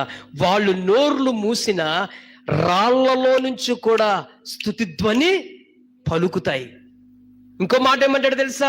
ఇంకో మాట, అబ్రహాము సంతానం మేము అని అంటారు. వాళ్ళు విర్రవీగుతూ మాట్లాడతారు యేసు ప్రభు దగ్గర. మేమెవరో తెలుసా? అబ్రహాము సంతానము. అప్పుడు యేసు ప్రభు వారు ఏమంటాడు తెలుసా? రాళ్లలో నుంచి కూడా. చెప్పరేంటండి? అబ్రహాము సంతానం అని మీరు గర్విస్తున్నారేమో, రాళ్లలో నుంచి కూడా దేవుడు అబ్రహాము సంతానము తీయగలిగిన శక్తిమంతుడు. ఆయన నీతిమంతుడు, ఆయన యథార్థవంతుడు. ఏ మోసాన్ని ఆయనకు పోల్చొద్దు, ఏ పాపాన్ని, ఏ అన్యాయాన్ని ఆయనకు అరికట్టద్దు. వాక్యము ఉన్నట్టుగా మనం ధ్యానం చేయాలి. యాకోబు ఏసావుని మోసం చేశాడు, వాస్తవం. ఆ మోసానికి తగినట్టుగా ఆ శిక్ష, ఆ విధానం అనుభవించాడు యాకోబు. మొట్టమొదటిది జ్యేష్ఠ భాగం తీసుకున్నాడు. సరే, మోసపోయినడు సంగతి తర్వాత, అది తర్వాత మనం ఆలోచిద్దాం. మోసం చేశాడు, ఆహారం పెట్టమంటే పెట్టలేదు, మోసం చేశాడు యాకోబు. ఈ మోసం చేస్తే తర్వాత రెండో మారు ఆ దీవెనలు మోసం చేశాడు. ఇప్పుడు యాకోబునే దీవించాలి అనుకో దేవుడు, యాకోబు ఇస్సాకు దీవెనలు యాకోబు మీదకే రావాలి అనుకోండి మీరు. అవి రావాలనుకుంటే ఇంకొకరు రీతిగా చేయలేడు ఆయన. ఇలా మోసం చేసి ఒకరికి మోసం చేయించి ఈయన మేలు కొలపాలరా అని అలా పక్షపాతం చేస్తాడు ఆయన? చెయ్యనే చేయడు. ఈ మధ్యన ఒక బ్రదర్ అంటున్నారు, యాకోబుని మోసగాడు ఎందుకు అంటున్నారండి? బాబుని ఏమంటారయ్యా అన్నాను నేను. యాకోబు మోసగాడు కాదు, ఆ పేరుకి అర్థం అంతే. ఆయన మోసం చేయలేదు, దేవుడు ఆయన పక్షాన్ని అలా జరిగించాడంట. ఏమర్థం చేసుకున్నావురా బాబు? నీకు ఏమర్థం చేసుకున్నావు? దేవుడు ఎవరిని ఎలా దీవించాలి ఆయనకు అన్నీ తెలీదా? చెప్పండి, తెలీదా? చెప్పండి, తెలీదా? ఎవరిని ఎలా లేపాలో తెలుసు ఆయనకి, ఎవరిని ఎలా దీవించాలో తెలుసు. అసలు దీవెనలు అక్కడ జరిగినాయి. యాకోబు దీవెనలు ముఖ్యమా, దేవుని దీవెనలు ముఖ్యమా? చెప్పండి మీరు. ఇస్సాకు దీవెనలు ముఖ్యమా, దేవుని దీవెనలు ముఖ్యమా? మీరు చెప్పండి. చాలా మంది ఇదే, యాకోబును ఇస్సాకు దీవించాడు కదా, ఆ దీవెనలు 12 సంతానానికి 12 గోత్రములకు ఆశీర్వాదకరంగా అప్పుడే వచ్చేసినాయి అంటాడు. లేదు, అదొక అబద్ధం. నిజమైన ఆశీర్వాదం ఎక్కడ యాకోబు జీవితంలో జరిగిందో తెలుసా? ఎక్కడ జరిగిందో తెలుసా? నిజమైన ఆశీర్వాదం ఎక్కడ జరిగిందో తెలుసా? తాను చేసిన మోసాలకు ప్రతిఫలం అనుభవించిన తర్వాత. గుర్తుపెట్టుకోండి నానా, నా వైపు చూడండి. యాకోబు తన అన్న విషయంలో, తన తండ్రి విషయంలో, తన ఇంటి వారి విషయంలో చేసిన మోసము అంతా దానికి ప్రాయశ్చిత్తంగా అనుభవించిన తర్వాత ఎక్కడికొచ్చాక ఎక్కడది? ఎవరిదది? ఏనదమ్మా? సరిగా చదవండి. ఆ మాట చదవనా అమ్మా? ఇంతవరకు మీకు అర్థం కాలేదు అది? ఎక్కడ ఏనది? అది ఎబ్బేకు. ఎక్కడది? ఎబ్బేకు. ఎబ్బేజా? చూడండి ఆ మాట చూడండి. 32 ఆదికాండము 32 22వ వచనం. ఎబ్బేకు ఆ రాత్రి లేచి తన 2 భార్యలను, తన 2 దాసీలను, తన 11 మంది పిల్లలను తీసుకొని ఎబ్బేకు రేవు దాటిపోయెను. యాకోబు వారిని తీసుకొని ఆ ఏడు దాటించి తనకు కలిగినదంతయు పంపివేసెను. యాకోబు ఒక్కడు మిగిలిపోయెను. ఇక్కడ చూడండి అమ్మా, నా వైపు చూడండి నా వైపు. యాకోబు ఇప్పుడు ఏం చేస్తున్నాడంటే ఒక్కడే మిగిలిపోయాడు. నేను ఈ సబ్జెక్ట్ ఇంకా రావాలి, నీకు ఫినిషింగ్ టచ్ లేదు ఇది. అయితే ఇక్కడ జాగ్రత్తగానండి. అంటే మనం వాక్యాన్ని అమర్చడం కరెక్ట్గా చేయక నిజమైన ఆశీర్వాదం ఎక్కడ పొందుకున్నాడంటే, ఎబ్బేకు రేవు దాటిన తర్వాత యాకోబుకు ఉన్న సంతానము మందలన్నీ పంపించేసి ఒక్కడే ఆగిపోయాడు. అక్కడ ఒక్కడే ఆగిపోయిన తర్వాత ఆ రోజు రాత్రంతా దేవుని పాదాలు పట్టుకొని గోజాడాడు. తను చేసిన ప్రతి క్రియలకు ఒప్పుకుని పశ్చాత్తపడ్డాడు. అప్పుడు దేవుడు ఆశీర్వదించాడు. అదే ఆశీర్వాదమే నిజమైన ఆశీర్వాదము. అది నిజమైన ఆశీర్వాదం. ఇస్సాకు ఆశీర్వదించబడ్డాడు, ఆ ఆశీర్వాదమే 12 గోత్రాలకి కారణమయ్యిందనేది ఒక పచ్చి అబద్ధం. ఒక తండ్రికి ఆశీర్వదించాడు, ఓకే, మంచిదే అది. కానీ నేను అంటాను, అదే 12 గోత్రాలకి అది ఆశీర్వాదం కాదు.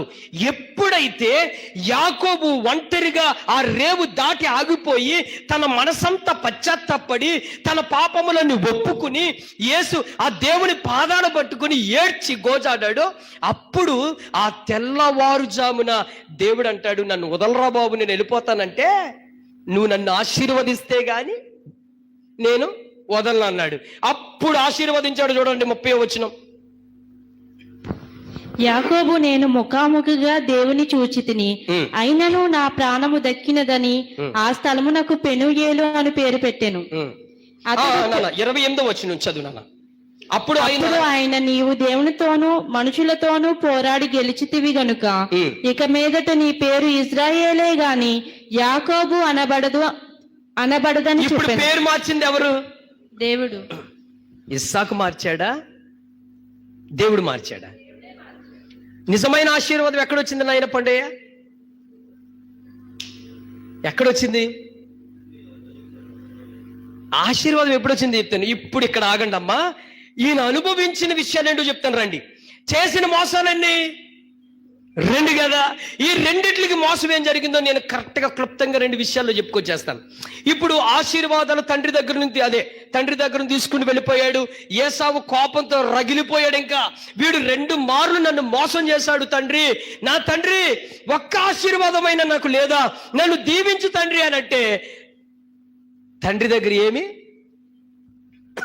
అయ్యా నేను యాకోబుని దీవించేశాను అయ్యా. సరే ఉన్నదేదో ఉంటే ఒకటి కొద్దిగా దీవించేసి పంపించేశాడు. ఇప్పుడు అంటాడు ఏసావు ఏమంటాడు తెలుసా? నన్ను 2 సార్లు మోసం చేశాడు కదా, వీడిని నేను బ్రతకనివ్వను, నేను చంపేస్తానని చెప్పి ఏసావు కక్ష పెట్టుకుని పగ పెట్టుకుని రగిలిపోతా ఉంటే ఈ ఏసావు తిరుగుతూ చేస్తున్న ఈ పనులన్నిటిని బట్టి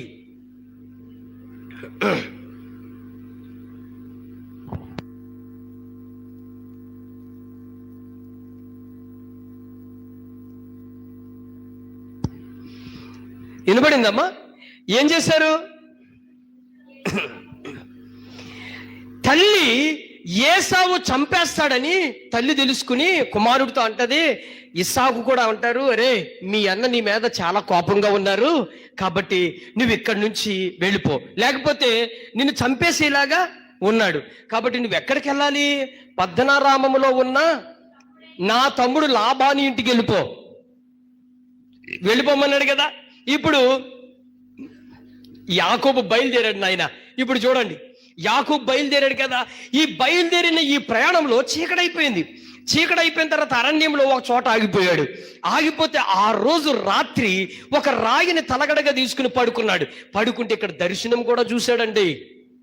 అంటే మీకు అర్థం అవ్వాల్సిన విషయం ఏంటంటే, నువ్వు మోసం చేసిన దర్శనాలు వస్తాయి నీకు. మీకు అర్థమైంది ఏంటంటే ఏం చెప్పాను నేను? దేవుడికి నువ్వేం చేసినా మోసగాడికి ఏమొచ్చినాయి? చెప్పరేంటండి? మోసగాడే కదా. మరి మోసగాడికి ఏమొచ్చింది? దర్శనం వచ్చింది. ఏ దర్శనం? దేవదూతలను చూసే దర్శనం, దేవుడు చూసే దర్శనం. అబ్బబ్బబ్బబ్బా, చాలా మంది చెప్తారు కదా. చాలా మంది, అయ్యా నేను ప్రార్థన చేస్తే అలా దర్శనాలు వచ్చేసినాయి అండి. నువ్వు చేసిన పనులన్నీ పనే, దర్శనమే. ఇప్పుడు దర్శనం వచ్చిన తర్వాత దేవుడు మాట్లాడుతున్నాడు, యాకోబో నువ్వు వెళ్ళిన చోటల్లా నేను ఉంటానయ్యా అన్నాడు. అయ్యగారు ఏమనుకున్నాడంటే, నేను వెళ్ళిన చోటల్లో నువ్వు ఉంటావు కాబట్టి ఇంకా నాకు అసలు తిరిగే లేదు, దున్నేయచ్చు మొత్తం నాదే, నేనేం చేసినా పర్వాలేదు, నేను ఎలా నడిచినా పర్వాలేదు. అయితే ఇప్పుడు యాకోబు ఏమనుకుని ఉంటాడో తెలుసా? నా అన్న పట్ల చేసిన మోసాన్ని దేవుడు అసలు అడగనే, నా తండ్రి పట్ల చేసిన మోసాన్ని నన్ను ఎందుకు అడుగుతాడు?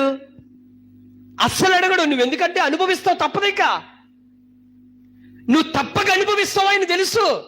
ఆ విషయం ఎత్తడైనా నువ్వు చేసిన క్రియలకు అసలు ఆ ఊసు ఎత్తడు, మాట్లాడ్డు. ఎందుకంటే దాని ముందు నీకేముంది? పండగ ఉందని తెలుసు ఆయనకి. యాకోబు మహా ఆనందపరుడైపోయాడు. అయ్యి బాబోయ్, దేవుడి దర్శనం చూశాను, దేవుడితో ముఖాముఖిగా నేను స్వరం విన్నాను, దేవుడు నన్ను దీవిస్తాడంట, దేవుడు నేను వెళ్ళిన చోటలో ఆశీర్వదిస్తాడంట, నాకున్నవన్నీ హెచ్చిస్తాడంట అని మహాసంబరంతో ఏమంటాడు తెలుసా? లాస్ట్ దేవుడితో అంటాడు, అయ్యా నేను వెళ్ళిన చోటల్లో నువ్వు ఉంటే, నువ్వు నన్ను దీవిస్తే నాకున్న దాంట్లో 10వ భాగం ఇస్తానండి. అంటే నేను 10వ భాగం ఇస్తాను కాబట్టి దేవుడు ఆల్మోస్ట్ కమిట్మెంట్ అయిపోతాడు నేనేం చేసిన. అర్థమైంది మీకు?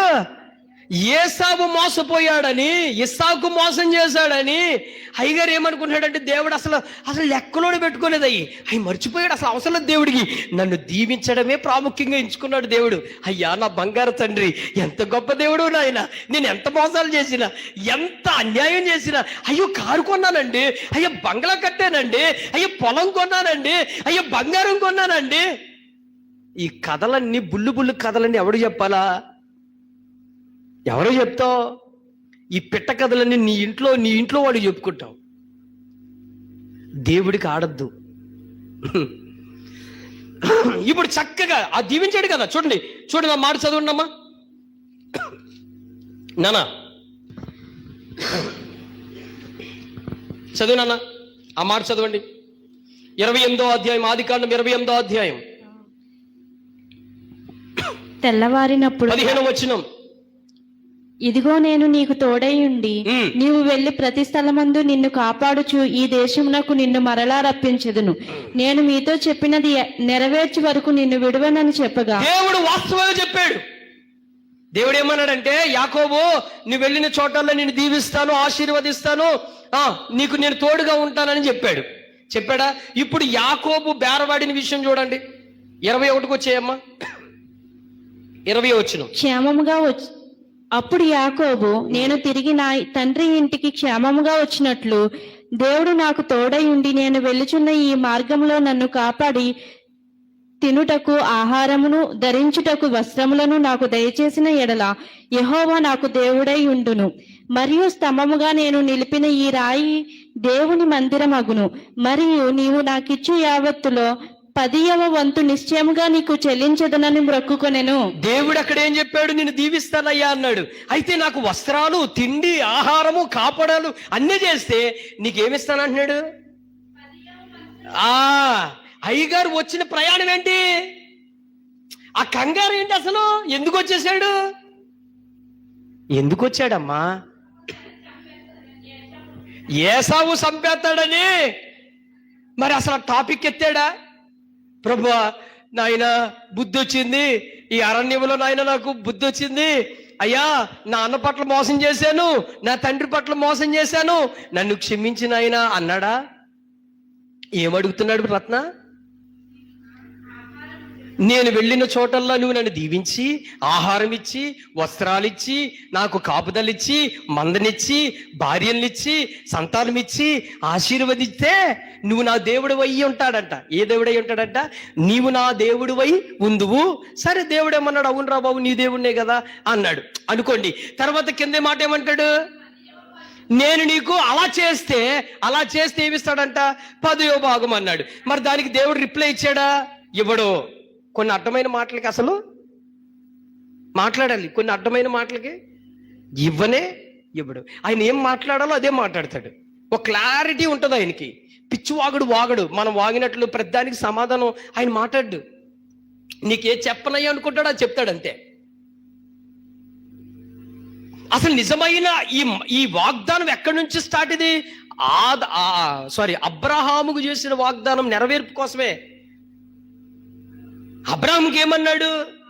నీ సంతానమును అభివృద్ధి చేస్తానన్నాడు. ఆ మాట పట్టుకునే ప్రతి అడ్డమైన వాళ్ళందరినీ దీవించుకుంటూ వెళ్ళాడు ఆయన. ఈ మాట నన్ను మీరు ఏమి అనుకోవద్దు, నిజం అది. అబ్రహాం అంత నీతిమంతుడు ఇంకెవ్వరు కనబడరు. అందుకే ఇస్సాకుతో కూడా దేవుడు ఏమంటాడు తెలుసా? నీ తండ్రి అబ్రహాము నా శాసనములను కట్టడలను ఏం చేశాడంట? నెరవేర్చాడు. నీతిమంతుడిగా ఉన్నాడు. మామూలు వాడు కాదు అబ్రహాము. తన సొంత కుమారుడైన ఇస్సాకును బలి ఇవ్వడానికి తెగించిన వ్యక్తి. ఎన్నాళ్ళకు పుట్టిన బిడ్డ, 100 సంవత్సరాలకు పుట్టిన బిడ్డను అర్పించడానికి తెగించిన వ్యక్తి అంటే మామూలు వాడు కాదు. ఆ దీవెన ఆశీర్వాదాలు వీళ్ళ మీద పాపం పారులెళ్తూ ఉన్నాయి. అందుకే తప్పగా అవన్నీ నిలబెట్టుకోవాలి కదా. మరి ఆ సంతానంలో ఎవడో కొన్ని పట్టుకుంటూ నడిపించాలి కదా. సరే మొత్తానికి యాకోబు ఎక్కడికి వెళ్ళిపోయాడయ్యా? నాయన ఉన్నావా? యాకోబు ఎక్కడికి వెళ్ళిపోయాడు? లాక్కడికి వెళ్ళిపోయాడా? ఉన్నారమ్మా? ఎక్కడికి వెళ్ళాడు యాకోబు? ఇప్పుడు కరెక్ట్ గా పద్మనారామము ఆ ఊరి దగ్గరికి వెళ్ళిపోయిన తర్వాత మందలగాడు కూర్చున్నాడు.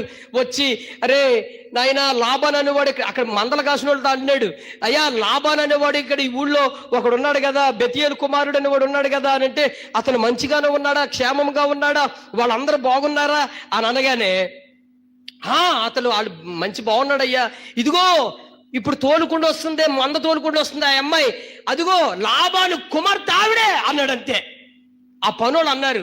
అయితే యాకోబు వస్తున్నప్పుడు, వెళ్ళిపోతున్నప్పుడు ఇస్సాకు ఏమన్నాడంటే, ఒరే నాయనా, లాబానుకు కూతురులు ఉన్నారు, ఆ కూతురులో ఒక దాన్ని పెళ్లి చేసుకోరా అని చెప్పాడు. అయ్యగారు అక్కడే కమిట్మెంట్ అయిపోయాడు. ఇక ఈమె నా భార్య అనుకుంటా. ఆవిడ సుందరవతి అవగారిని వెళ్ళిపోయి ఆమెను హత్య చేసుకుని ముద్దు పెట్టి ఏడు చేశాడంట. అయ్యగారికి ఉన్న చిన్న తోడు కాదు, మామూలు టెంప్టేషన్ కాదు ఇది. మొత్తానికి రాహేలు అని ఆమెకి చెప్తున్నాడు, నేను ఎవరినో తెలుసా, రాహేలుకి చెప్తున్నాడమ్మా, నేను ఎవరినో తెలుసా, అదే మీ మేనత్త ఉంది కదా, మేనత్త ఎవరు, రెబకా, మీ మేనత్త ఉంది కదా రెబకా, ఆ రెబకా కొడుకు నేను. బావా నువ్వా, మరి 10 వెళ్దాం, మా అన్నం తోలుకుని మొత్తం ఇద్దరు కలిసిపోయారు.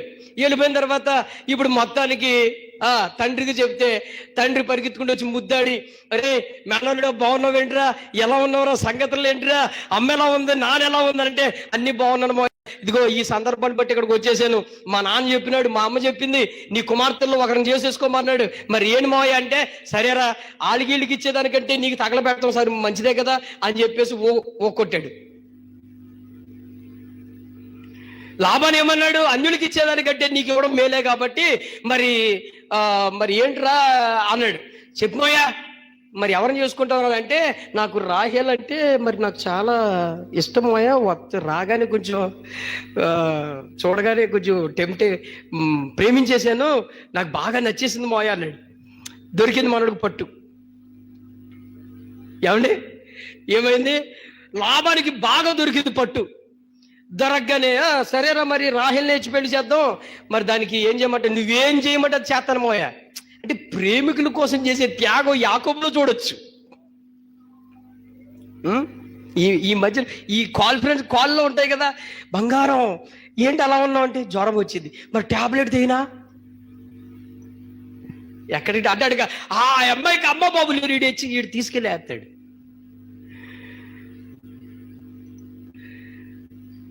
అరే పడిపోయింది, దెబ్బ తగిలేసింది, నాకు కాలు జరిగి దెబ్బ తగిలేసింది అయ్యా, మరి అరే ఏం తగిలింది నీకు, టెన్షన్ కదా, ఇదే కదా, ఈ వేషాలే కదా. యాకోబు కూడా ఏమన్నాడంటే, మామతో ఏమన్నాడంటే, రాహేలు నాకు పిచ్చిగా నచ్చేసింది మాయా, మరి ఏం చేయమంటావు అంటే, ఒరే అల్లుడా ఓ పని చెయ్యి, మరి 7 సంవత్సరాలు కొలువు చేయరా, నా కుమార్తెని ఇచ్చేస్తాను అన్నాడు. 7 సంవత్సరాలు కదా మోయా, 10 సంవత్సరాలు చేస్తాను అవసరం అయితే, చేస్తాను మోయా. రాహేల్ అంటే అంత ప్రేమ. మొత్తానికి బాబు ఆయన గొర్రెల కాడ కాపలా కాసి, ఈయన త్యాగమూర్తి అంటే మామూలు త్యాగమూర్తి కాదు, గొర్రెలు కాసుకుని దూళ్ళ కాసుకుని పెంటెత్తి గొర్రెలకు స్నానం చేసి బొచ్చు కత్తిరించి, ఏం త్యాగం అండి ఇది. ఎలాంటి ప్రేమికులు ఎక్కడ ఉన్నారండి, గుడ్డు సాగరేయండి, మామూలుగా కాదు. ఎలా ఉండేవాడు ఈయన, ఇంట్లో చక్కగా చిక్కుడుగా కూర వండుకుని తినే వ్యక్తి, పనిష్మెంట్లు స్టార్ట్ అయిన చూడండి ఇక్కడి నుంచి. పనిష్మెంట్, అన్న కష్టపడి పని చేసి వస్తే ముద్ద పెట్టలేకపోయాడు పెద్ద మనిషి. ఇప్పుడు కష్టమేంటో అర్థమైంది, మందను అప్పగించాడు మావయ్య. రాహేలు ప్రేమతో వెళ్ళిపోతున్నాడు. అవి పల్లేరుకాయలు గుచ్చుకున్నా, ముళ్ళు కంపలు గుచ్చుకున్నా ఆమెను చూస్తూ జోలపాటు పాడుకుంటూ వెళ్ళిపోతున్నాడు, ఇంకా గుచ్చుకుంటూ తొక్కుకుంటా. ఎండలోకి వెళ్ళిపోయాడు. ఎర్రగా వచ్చిన వాడు ఏమైపోయాడంటే నల్ల బొగ్గ అయిపోయాడా. 7వ సంవత్సరం ముగింపు దగ్గరకు వచ్చింది. వస్తే ఇప్పుడు మామను పిలుస్తున్నాడు. మావా, అమ్మలకి ఏమంటున్నాడమ్మా, మావా మరి నీ కొలువు చేయాల్సిన 7 సంవత్సరాలు ముగింపు అయిపోయినాయి. మరి నీ కుమార్తెని ఇచ్చి పెళ్లి చేసేమో అంటే, అరే ఇంకేంటి అన్నాడు, ఈ రోజే మొత్తం లగ్గం పెట్టేద్దాం, రే పంతులు గారు పిలవండిరా అన్నాడు. మొత్తానికి పంతులు గారు వచ్చేసాడు, లగ్గం పెట్టాడు. ఈ రోజు మొత్తం ఊళ్ళో పెద్దలందరినీ పిలిపించి మంచి ధమాగ్గా. అప్పుడు పెళ్లి ఎలా ఉండేదంటే, అప్పుడు పెళ్లి ఇవన్నీ ఉండేది కాదు, డైరెక్టే. ఇంకా అంటే మీకు అర్థం కాల, డైరెక్ట్ విక్రమం. తాళికట్టు, బెల్లం పెట్టు, అక్షంతలు ఇయ్యండి, ఏమి లేవు. పెద్దలందరినీ పిలిపించాడు. అబ్బాయి ఇదిగో మా మేనల్లుడు ఎక్కడో హారానులో నుంచి అక్కడి నుంచి వచ్చాడు, బేర్షెబా అరణ్యంలో నుంచి వచ్చాడు, కాబట్టి మరి అన్యుడికి ఇచ్చేదానికంటే మా మేనల్లుడికి ఇస్తున్నాను అని చెప్పేసి అన్నాడు. ఇంతకీ ఏ కుమార్తెని ఇస్తున్నాడో చెప్పలేదు. అయ్యగారు మంచి ఊపి మీద ఉన్నాడు, ఎప్పుడు ఎవరు చేసేసుకోదా, రాయలు చేసేసుకోవడం సిద్ధంగా ఉన్నాడు. కళ్ళు మూసిపోయేద్దరు ఇదే. వెంటనే ఇంకా సిద్ధంగా ఉన్నాడు కదా. ఉంటే మొత్తానికి ఆ రోజు రాత్రి ఇప్పుడులాగా ఏమన్నా ఎల్ఈడి బల్బులు ఉన్నాయండి? అన్నీ ఏంటి, దీపం పుట్లే కదా. అసలు దీపం పుట్లు కూడా ఉన్నాయో తెలియదు, కానీ ఏయో కొవ్వొత్తులు అయితే ఏయోటి ఒక చిన్న మంట వేసుకునేవారు అనుకుంటే అప్పట్లో. అంత చీకట్ల వ్యవహారాలే. సరే మొత్తానికి అమ్మాయి పంపించండి, అమ్మాయిని గదిలోకి అన్నాడు. మనోడు వెళ్ళిపోయాడు, గదిలో ఉన్నాడు శుభ్రంగా, లైట్స్ ఆఫ్ పంపించేశాడు. అంతే మామగారు. ఎవరిని పంపించాడు? లేయాను పంపించేశాడు. శుభ్రంగా రాత్రి అంతా కూడా ఆనందంగా వారి జీవిత ఉపాధం అంతా జరిగిపోయింది. తెల్లారి లెగిసి రాహేలో బెడ్ కాఫీ తీసిరా అన్నాడు. అంతే. అమ్మాయి రాహేలో బెడ్ కాఫీ తీసిరా అంటే ఈ లోపల ఈ రాహేలు ఎలాంటిదంటే జబ్బు కళ్ళదని రాయబడింది. నా కళ్ళజోడ ఎక్కడ ఉందో ఎతకండి. లేయ జబ్బు కళ్ళదని రాయబడింది. అంటే జబ్బు కళ్ళదంటే తెలుసా? ఇళ్ళ చూస్తారు, మసక్కళ్ళు, ఏం కనబడం. ఇప్పుడు యాకోబుని అంటుంది, నాయనా మెలుకుకి వచ్చావా? యాకోబుని అంటుంది, అయ్యా కళ్ళజోడు ఎక్కడ పెట్టాను నెతికయ్యా అన్నది. కళ్ళజోడేంటే నీ ముఖం తగలయ్యా, కళ్ళజోడేంటే అనంటే బత్తరగా పట్టుకుని బయటకు లాక్కొచ్చాడు. ఎవరు కనపడ్డారు? ఈ లోపల రాహేలు, బావా బకెట్ నీళ్ళు బాత్రూంలో పెట్టాను అంది. ఇడు అయ్యింది. ఇప్పుడు ఇక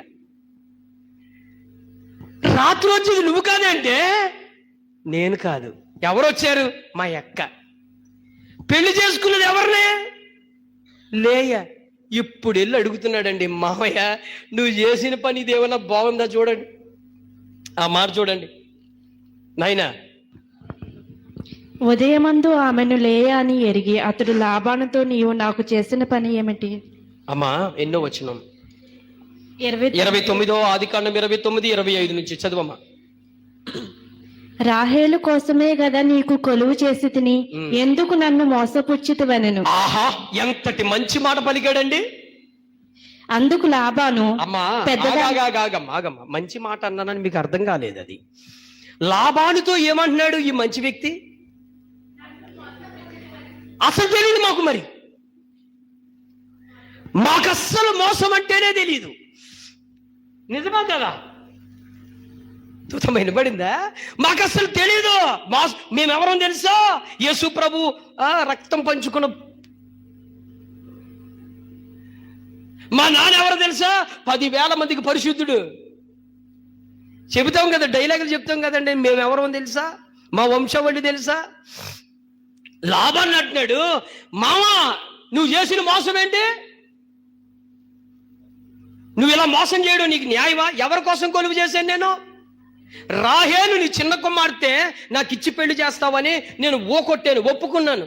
సరే బాబు, నీకు నా రాహేలు కోసం 7 సంవత్సరాలు కొలువు చేస్తాను.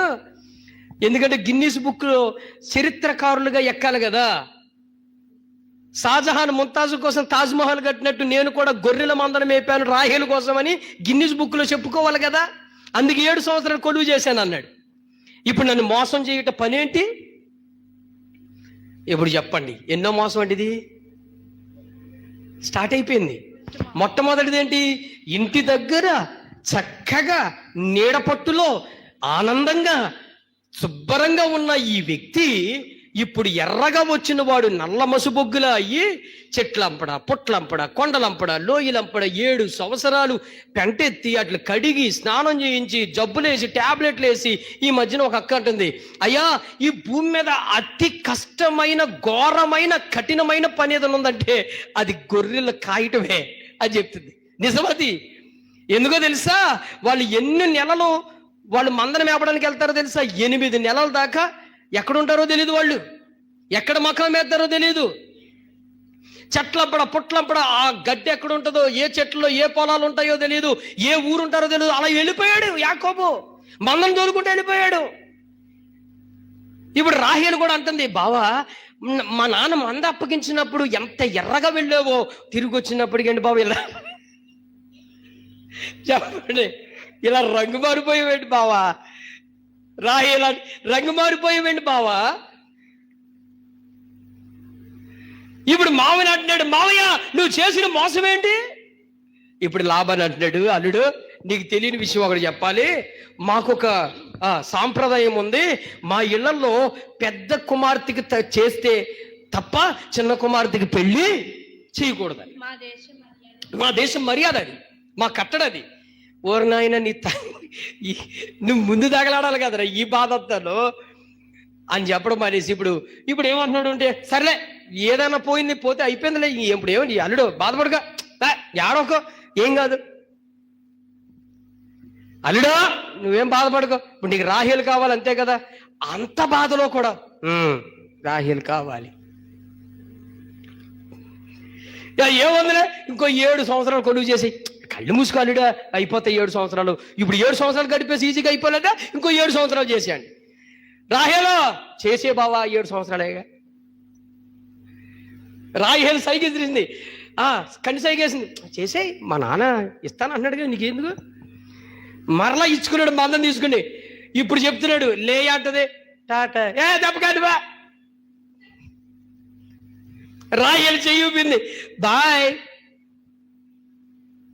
మరలా మందిని ఇచ్చుకుని వెళ్ళిపోయాడు ఎడారంలోకి, మరలా వెళ్ళిపోయాడు కొండల్లో లోయల్లో పుట్టల్లో. మరలా ఇప్పుడు ముందు రంగు కంటే డబల్ రంగు వచ్చాడు. ఏ రంగు అంటే మమ్మల్ని మించిపోయి వచ్చేసాడు. ఇంకా వచ్చినప్పటికి బావ నువ్వేనా పోసి నిన్ను చేసుకున్న దానికి వచ్చింది తిప్పలే నాకు 14 సంవత్సరాలు గుడ్డు సాకిరాయి. పాపం ప్రశాంతంగా శాంతంగా ఉన్నవాడు ఎవరో తెలుసా? ఏసావు. నువ్వు చేసిన మోసానికి ప్రాయశ్చిత్తం అనుభవిస్తున్నావా? ఒక 7 సంవత్సరాలు అనుభవించావు. నీడబట్టు నుండేవాడు ఎండల్లో కొండల్లో లోయల్లో పుట్టల్లో ఎన్ని తిప్పల పడుతూ సరైన కూడు లేక సరైన నీరు లేక గొర్రెల కాపర్లకి సరైన ఫుడ్ ఉంటుందండి మీకు తెలుసా? సరైన ఫుడ్ ఉంటుందా? ఆళ్ళకాళ్ళకే వండుకోవటం. అందుకే ముందే ట్రైనింగ్ ఉంది అయ్యగారికి. చిక్కుడుకాయలు కూర వండుకునే అలవాటు ఉంది కదా. 2 ముంతలు రాహేలు ఆల్రెడీ ఒక కర్రల సంచిలో పెట్టింది. 2 కుండలు 4 ఉల్లిపాయ గడ్డలు 2 డబ్బాల్లో కారం పసుపులు పెట్టేసింది. ఎందుకు బావా చిక్కుడుకాయ కూర ఉండేవిగా ఇప్పుడు కూడా వండుకోని. ముందే ట్రైనింగ్ ఉంది యాకోబుకి. మొత్తానికి ఈ పొలాలంపడ చెట్లంపడ పుట్లంపడ వెళ్ళి ఇంకొక 7 సంవత్సరాలు కొలువు చేసి వచ్చాడండి. ఇప్పుడు వచ్చి అడుగుతున్నాడు, రే నా జీవితం అంతా గొర్రెల్లో పిండేసేవరా, నా రక్తం అంతా పిండేసేవరా, రే మాయా ఆమెను ఇప్పుడన్నా చేయరా అంటే, సరే అల్లుడు ఇంకో 7 రోజుల తర్వాత చేస్తాను అన్నాడు. మొత్తానికి 7 రోజులు గడిచిన తర్వాత మరలా అందరిని పిలిపించి, ఇదిగో 2వ కుమార్తెను కూడా నా అల్లుడికే ఇచ్చేస్తున్నానని చెప్పి మొత్తానికి చేసేసాడు. ఇప్పుడు ఎన్నోది అయిపోయింది కదా. ఇప్పుడు అయిపోయిన తర్వాత యాకోబుకి సంతానం పెరిగింది. పిల్లలు పిల్లలు పిల్లలు పిల్లలు పిల్లలు పిల్లలు మొత్తం పిల్లల సంతానం పెరిగిపోయింది. పెరిగిపోయిన తర్వాత ఇప్పుడు యాకోబు కంటూ ఆస్తి ఏది లేదు. ఇప్పుడు అడుగుతున్నాడు, అయ్యా మరి నాకేమన్నా జీతం ఇస్తావా అని అంటే ఏమన్నాడు తెలుసా? ఇంకొక 6 సంవత్సరాలు చేయి. ఎన్ని సంవత్సరాలు?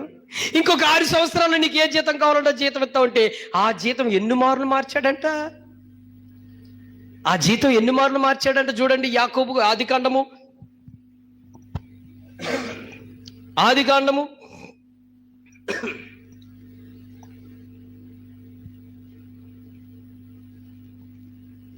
31వ అధ్యాయం అప్పుడు నేను 38వ వచనం. ఆదికాండము 31వ అధ్యాయము 38వ వచనం. ఈ 20 ఏండ్లు చదవాలి, సరిగ్గా చదవండి. అమ్మా క్రాంతి, నీకు దొరకలేదా? ఆదికాండము 31, 38.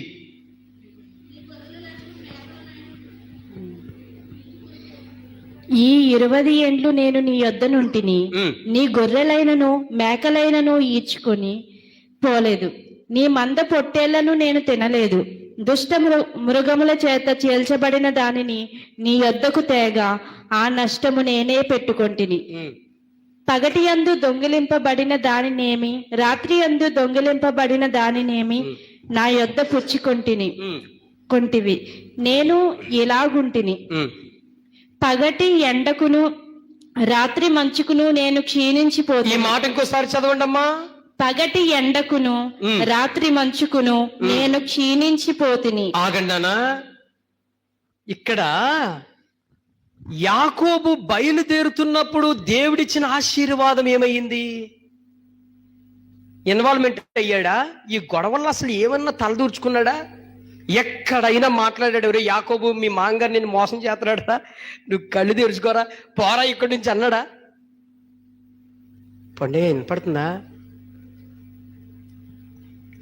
యాకోబుతో అరణ్యములో దర్శించాడు దేవుడు. ఏమన్నాడు? నిన్ను నేను ఆశీర్వదిస్తానన్నాడు. ఆ మాట నెరవేర్చాడు. కానీ నీ కష్టానికి నేను తోడుండి నీ బాధలన్నీ తొలగిస్తాను రా అన్నాడా? ఎక్కడ అనలేదు. ఇంత గొడవ జరుగుతుందా? ఇంత గొడవ, ఇంత రాత్రి పగళ్ళు ఎండల్లో, కొండల్లో, లోయల్లో, పుట్టల్లో క్షీణించిపోయాడంట. రాయబడింది అక్కడ. యాకోబు ఏమన్నాడు తెలుసా? ఇదిగో నా మామగారిని బట్టి నేనేమైపోయాడంట, నా ప్రాణం ఏమైపోయింది, క్షీణించిపోయింది. ఎండకు రాత్రి మంచుకు క్షీణించిపోతుంది. ఏమైపోయాడంట? నిద్ర నాకు దూరమైంది. ఏమైంది? సుఖమే లేదు ప్రాణానికి, నెమ్మదే లేదు ప్రాణానికి. అనుభవించక తప్పదు రాజా, అనుభవించక తప్పదు. ఏసావును మోసం చేశాడు. శుభ్రంగా మామ దగ్గరికి వెళ్ళి 2 కాళ్ళు పైకెట్టుకుని ఆహా మంచిగా మరదల్లో శుభ్రంగా ఉయ్యాలూపుతూ గోరుముద్దలు పెడతారేమో అనుకున్నాడు యాకోబు. మామూలు ముద్దలు తినిపించలేదు. ఏ ముద్దలు తినిపించారు? తన చేత్తో కలుపుకుని తినేలా చేశారు. ఎక్కడికి పంపించారు? కొండల్లోకి, లోయల్లోకి, చెట్లలోకి, పుట్టలోకి. రే పోరా, మందను అప్పగించి పోరా, రే పో, ఆ మందను తోలుకుపో. అలా పంపించేశారు. యాకోబుకి శాంతి లేదు, యాకోబుకి నెమ్మది లేదు. ఇక్కడ ఇంటి దగ్గరున్న ఇస్సాకు రిబకా ఏమనుకుంటున్నారంటే, అమ్మయ్య మా చిన్న కొడుకు శుభ్రంగా అక్కడ మా తమ్ముడి దగ్గర బాగానే ఉన్నాడు అనుకుంటుంది మీరు రిబకమ్మ. అలా అయిందో చెప్తుంది. ఒరే నాయన ముసలైనా మా తమ్ముడు బాగానే చూస్తాడు, నాకు 2 మేనకోళ్ళు, వాళ్ళు మామూలుగా చూడరు, ఉయ్యాల్లో వేసి ఊపేస్తారు అని చక్కగా చెప్పుకుంటుంది. పాప అయ్యగారు పడే బాధలు ఇక్కడ ఎలా ఉన్నాయనుకుంటున్నావు? ఏసావు ఏమనుకుంటున్నాడో తెలుసా? అరే వీడు తప్పించుకున్నాడు రా, వీడిని ఏదోటి చేసేది నీ పాటికి, సరే ఆడు ఏదన్నా అని ఆడు కర్మడు పోతాడు అని ఏసావు సైలెంట్గా ఉన్నాడు. కానీ యాకోబుకి నెమ్మది ఉందా? యాకోబుకి శాంతి ఉందా? యాకోబుకి అసలు ఎక్కడైనా తన ప్రాణం సుఖముగా ఉన్నదా? ఇప్పుడు అంటున్నాడు, ఆ ఊరు పెద్దలందరూ వచ్చారు, లాబాను వచ్చాడు, ఇప్పుడు వెళ్ళిపోతున్నాడు యాకోబు, తన సంతానం తీసుకుని వెళ్ళిపోతున్నాడు. ఇప్పుడు బాధపడుతున్నాడు.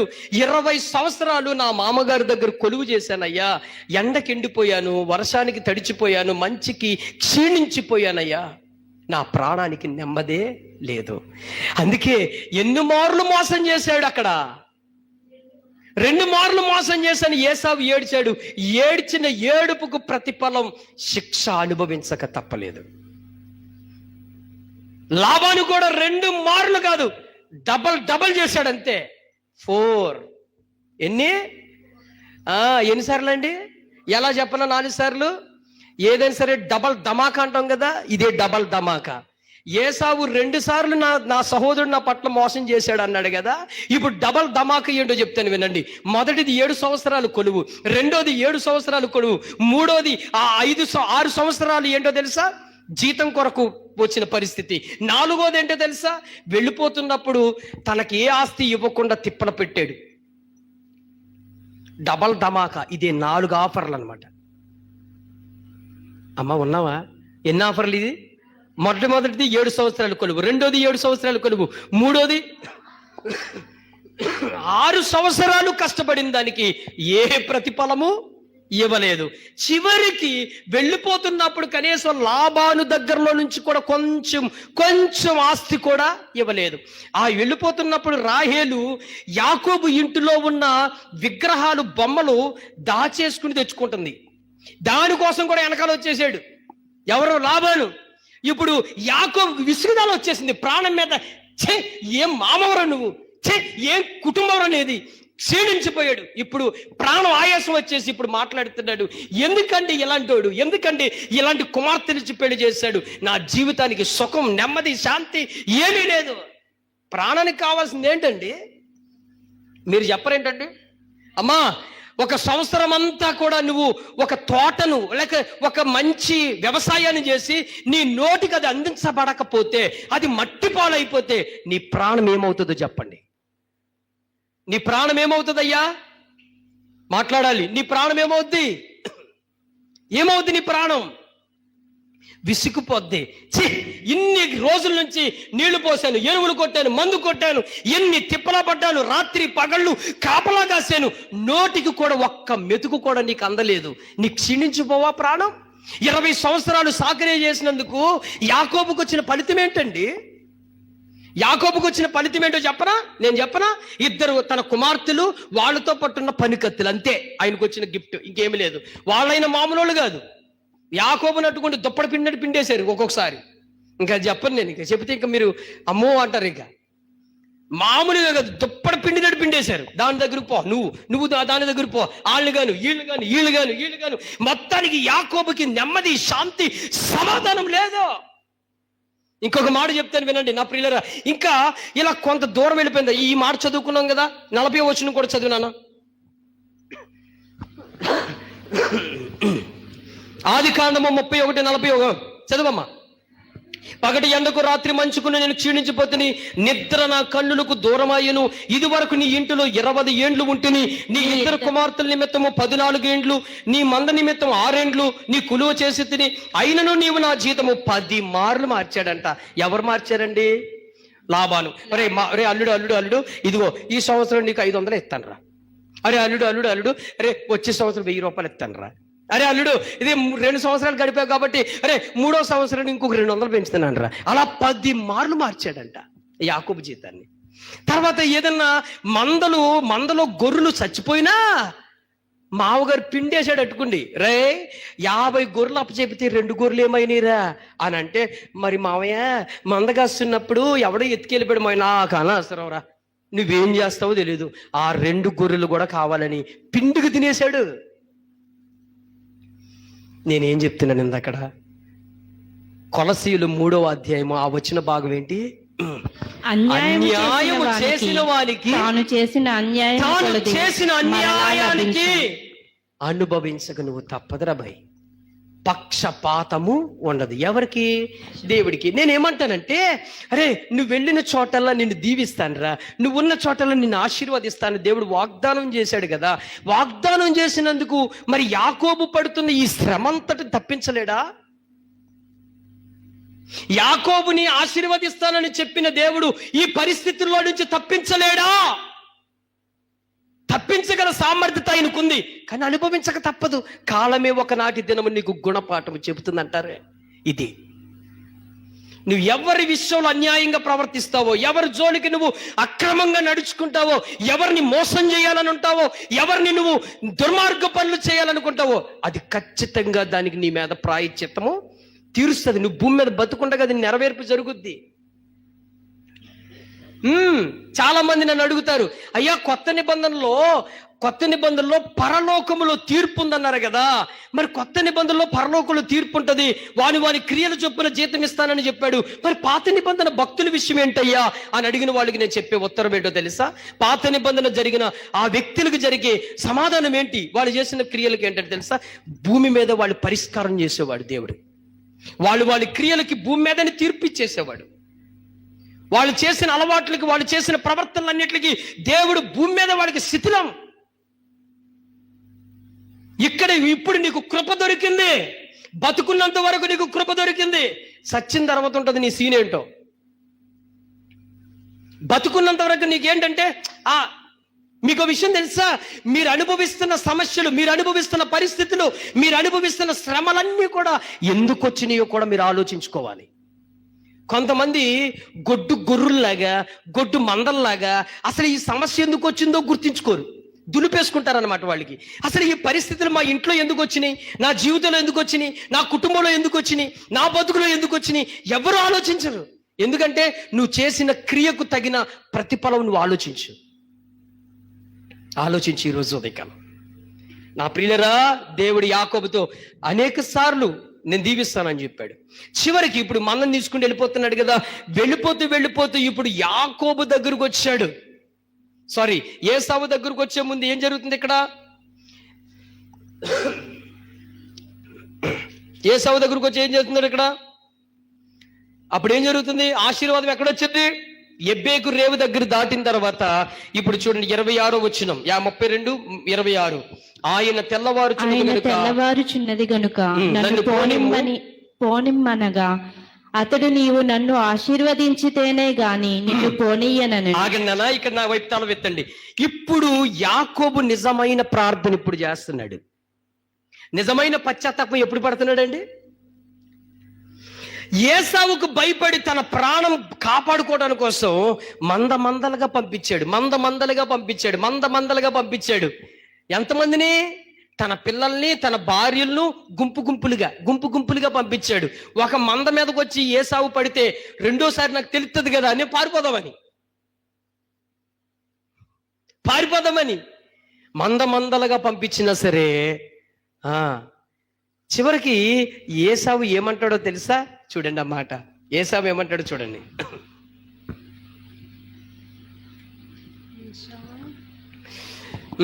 ఆదికాండము 33వ అధ్యాయం. అప్పుడు ఏసావు ఎన్నో వచనం అమ్మా? 4వ వచనం చదువు. అతనిని ఎదుర్కొని పరిగెత్తి అతనిని కౌగలించుకొని అతని మెడ మీద పడి ముద్దు పెట్టుకొనెను. వారిద్దరూ కన్నీరు విడిచిరి.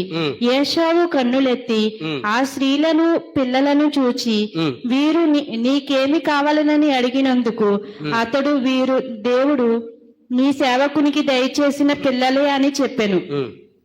అప్పుడు ఆ దాసీలను వారి పిల్లలను దగ్గరకు వచ్చి సాగిలపడిరి. లేయాయు ఆమె పిల్లలను దగ్గరకు వచ్చి సాగిలపడిరి.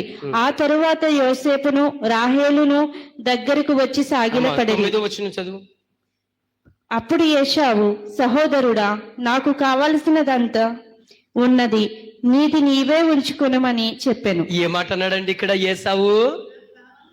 నాకు కావలసినదంతా నాకు ఉన్నది, నీది నీదే ఉంచుకొనమని. చూడండి, నీది నీదే ఉంచుకో అంటే యాకోబు ఎలాంటి ఎర్రేస్తున్నాడో తెలుసా ఏసావుకి? అన్నా, మరి పద్దనరామంలోకి వెళ్ళాను కదా, దేవుడు నా పక్షమున కొంచెం దయ చూపించి నేను వస్తున్నప్పుడు కొన్ని మందల గొర్రెలు నా సొంతంగా సంపాదించుకున్నాను. అంటే లాబాను మందల్లో నుంచి కొన్ని గొర్రెలను, మచ్చల గొర్రెలని నావి, బాగున్న గొర్రెలని నీ అని చెప్పి ఏదో రకంగా కొంత దేవుడు నా పట్ల ఆ విషయంలో కనికరించాడు, అది ఆశీర్వాదం ఇచ్చాడు, అలా ఆశీర్వదించాడు. కానీ నా చెమట, నా బాధ, నా దుఃఖం, నా నిట్టూర్పు అంతా కామనే. ఆ మందనిచ్చాడు దేవుడు. ఆ మందని నేర్చుకుని ఇదిగో నీకు నేను కానుకగా ఇస్తున్నానంటే ఏసావు ఏమన్నాడు తెలుసా? నీది నీదే ఉంచుకో, నాకు నాది ఉంది. ఇంకొక మాట, కింద మాట అంటాడు చూడు, చదువమ్మా.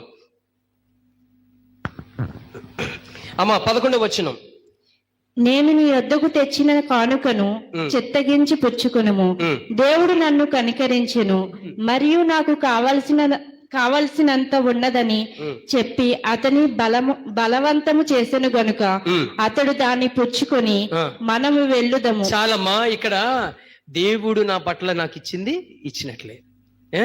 సరే, ఇక్కడ మనము బాగా అర్థం చేసుకునే విషయము, ఎలాంటి శోధన, శ్రమలు, ప్రతిఫలం అనుభవించాడు యాకోబు. ఇంకా ఆఖరిగా ఒక మొక్క చెప్పి నేను ముగిస్తున్నాను. ఆఖరిగా ఒక చిన్న మాట. ఎంత శోధన, ఎంత శ్రమలు ఎదుర్కొన్నాడంటే చివరికి ఏ విధంగా తన అన్నను తన తండ్రిని మోసం చేశాడో తనకు పుట్టిన సంతానం కూడా అలాగే మోసం చేశారు. అదే జీన్స్ అంటారు, అదే DNA, అవునా? యాకోబుకు పుట్టిన పిల్లల్లో యోసేపు అంటే చాలా ఇష్టం, యోసేపు అంటే చాలా ప్రీతి, చాలా ముద్దుగా క్యూట్గా ఉండేవాడు, చాలా మంచితనంగా ఉండేవాడు. కనవ అన్నలందరూ కూడా దుర్మార్గంగా ఆలోచించేవారని అన్ని వాళ్ళు చేసిన నీచమైన పనులన్నీ చెప్పేవాడు యాకోబుకి. తండ్రి దగ్గరే ఉండేవాడు యోసేపుకి విచిత్రమైన అంగిని కూడా కుట్టించాడంట. ఇలా కుట్టించిన తర్వాత కొన్ని రోజులకి యాకోబు మందనంతా కూడా తన కుమారులు దూర ప్రయాణం తీసుకుని వెళ్ళారు. వెళితే ఇప్పుడు యాకోబు యోసేపుతో అంటాడు, మీ అన్నోళ్ళు బయలుదేరి చాలా రోజులు అయింది, ఒక అడుగు ఆ ఊరి దగ్గరలో వెళ్ళి కనుక్కో అమ్మా, వాళ్ళు క్షేమంగా ఉన్నారో, మంద ఎలా ఉందో కనుక్కుని రమ్మను అని చెప్పి యోసేపుని పంపించారు. యోసేపు మొత్తానికి యాకోబు యోసేపు అన్నదమ్ములు వాళ్ళందరూ ఒక చోట ఉన్నారని చూసి దగ్గరికి వెళ్ళినప్పటికీ వాళ్ళు దూరం నుంచి యోసేపు మీద ఆలోచిస్తున్నారు. వీడు ఏదో రకం మనం చేసిన పనులన్నీ మన తండ్రికి చెప్తున్నాడు, ఇగో కలల కనువాడు మన దగ్గరకు వస్తున్నాడు, వీడిని ఏదో రకంగా మనము చంపేయాలి అని చెప్పి ఆలోచన చేస్తే దాంట్లో రూబేన్ అనేవాడు, అరే వద్దురా అలాంటి పని చేయొద్దు, మనము అలాగా ఇప్పుడు తండ్రికి ఏం చెప్పాలో కూడా మనకు తెలియదు అని చెప్పినప్పటికీ రూబేను మందలు మేపడానికి దగ్గరికి వెళ్ళినప్పటికీ ఈ లోపల వీళ్ళు యోసేపు అంగిని తీసేసి నీళ్లు లేని గుంటలో తోసేసిన తర్వాత అరే కొన్ని కాసేపులో మరలా ఇంకొకడు యోధా అనేవాడు ఏమన్నాడంటే, రే వీడిని మనం ఇక్కడ వదిలేసి అలా వెళ్ళిపోయేదానికంటే అదిగో దారిలో మిద్యానులు వెళ్తున్నారు, వాళ్ళు ఐగుప్తు దేశానికి వెళ్తున్నారు, వాడికి అమ్మేద్దావరా అని చెప్పేసి మొత్తానికి యోసేపుని అమ్మేశారు.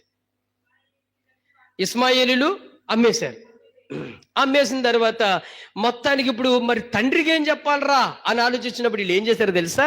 ఆ అంగి ఉంది కదా, ఆ అంగిని ఒక మేకపిల్లను చంపి ఆ మేకపిల్ల రక్తంలో ఆ అంగిని తడిపి ఇప్పుడు ఇంటికి ఏడుతూ తీసుకెళ్తున్నారు ఆ అంగిని. నాయన వేషం. ఇప్పుడు ఇంట్లో నుంచి బయటకు వచ్చినప్పటికీ వీళ్ళు ఏడుపులు వినపడుతున్నాయి, మందం తోలుకుండి ఏడుపులు వినపడుతున్నాయి. అరే ఏమైందిరా అంటే, నాయన యోసేపు నువ్వు పంపించావా మా యొద్దకి? పంపించాను. మరి ఇదిగో నాయన మాకు దారిలో ఈ అంగి దొరికింది, తమ్ముడు అంగి అని తెలిసింది, అందుకే తీసుకొచ్చాం. ఇప్పుడు యాకోబుకి చిన్న ఏడుపు కాదు, ఏమని ఏడుస్తున్నాడంటే, అయ్యో దుష్ట మృగము నా చిన్న కుమారుని తినేసిందే అని, నేను బ్రతుకుడు కంటే చచ్చుట మేలని ఆ రోజు నుంచి క్షీణించిపోయాడంటే యాకోబు. ఎంత ఏడ్చాడంటే మామూలు ఏడుపు కాదు. ఏసావు అయ్యో నా తండ్రి ఒక్క ఆశీర్వాదం లేదా నాయనా, నాకు ఒక్క ఆశీర్వాదం లేదా అని ఏడ్చే ఏడుపు. ఏ విధంగా మోసం చేశారు? తండ్రి దగ్గరికి వెళ్ళి మేకను చంపి ఆహారం వండి ఆ మేక చర్మాన్ని ఒంటి మీద కప్పి ఈ ఇస్సాకు దగ్గరికి వెళ్ళి మోసం చేశారు కదా యాకోబు. అదే రీతిగా తన కుమారులే ఇప్పుడు యాకోబు దగ్గరకు వచ్చి తనకిష్టమైన కుమారుణ్ణి దుష్ట మృగం చంపేసిందని ఇప్పుడు మోసం చేస్తే యాకోబు ఏడుస్తున్నాడు. రొమ్ములు కొట్టుకుని గుండె బాదుకుని ఏడుస్తున్నాడు. ఆయన ఏడుపుకి, ఆయన దుఃఖానికి, ఆయన వేదనకి తన ఇంటి వారందరూ కూడా వాదార్చలేకపోయారని రాయబడింది. ఆ మాట కూడా చూసి నేను ముగిస్తున్నాను. చూడండి, ఆ మాట చదువుదాం.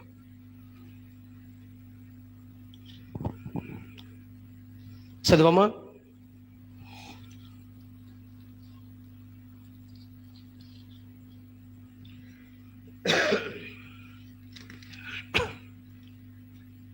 ముప్పై 37వ అధ్యాయం ఆఖరి వచనం చదువుకుందాం. ఆదికాండం 37వ అధ్యాయము 31 నుంచి చదవమ్మా. వారు యోసేపు అంగిని తీసుకుని ఒక మేకపిల్లను చంపి దాని రక్తంలో ఆ అంగిని ముంచి ఆ విచిత్రమైన నిలువుటంగిని పంపగా వారు తండ్రి యొద్దకు దానిని తెచ్చి, ఇది మాకు దొరికెను, ఇది నీ కుమారుని అంగి, అవునో కాదో అని గుర్తుపట్టమని చెప్పిరి. అతడు దానిని గుర్తుపట్టి, ఈ అంగి నా కుమారునిదే, దుష్ట మృగము వానిని తినివేసెను. యోసేపు నిశ్చయముగా చీల్చబడనెను. యాకోబు తన బట్టలు చింపుకొని తన నడుమున గోనెపట్ట కట్టుకొని అనేక దినములు తన కుమారుని నిమిత్తము అంగలార్చుచుండగా అతని కుమారులందరూ అతని కుమార్తెలందరూ అతనిని ఓదార్చుటకు యత్నము చేసిరి.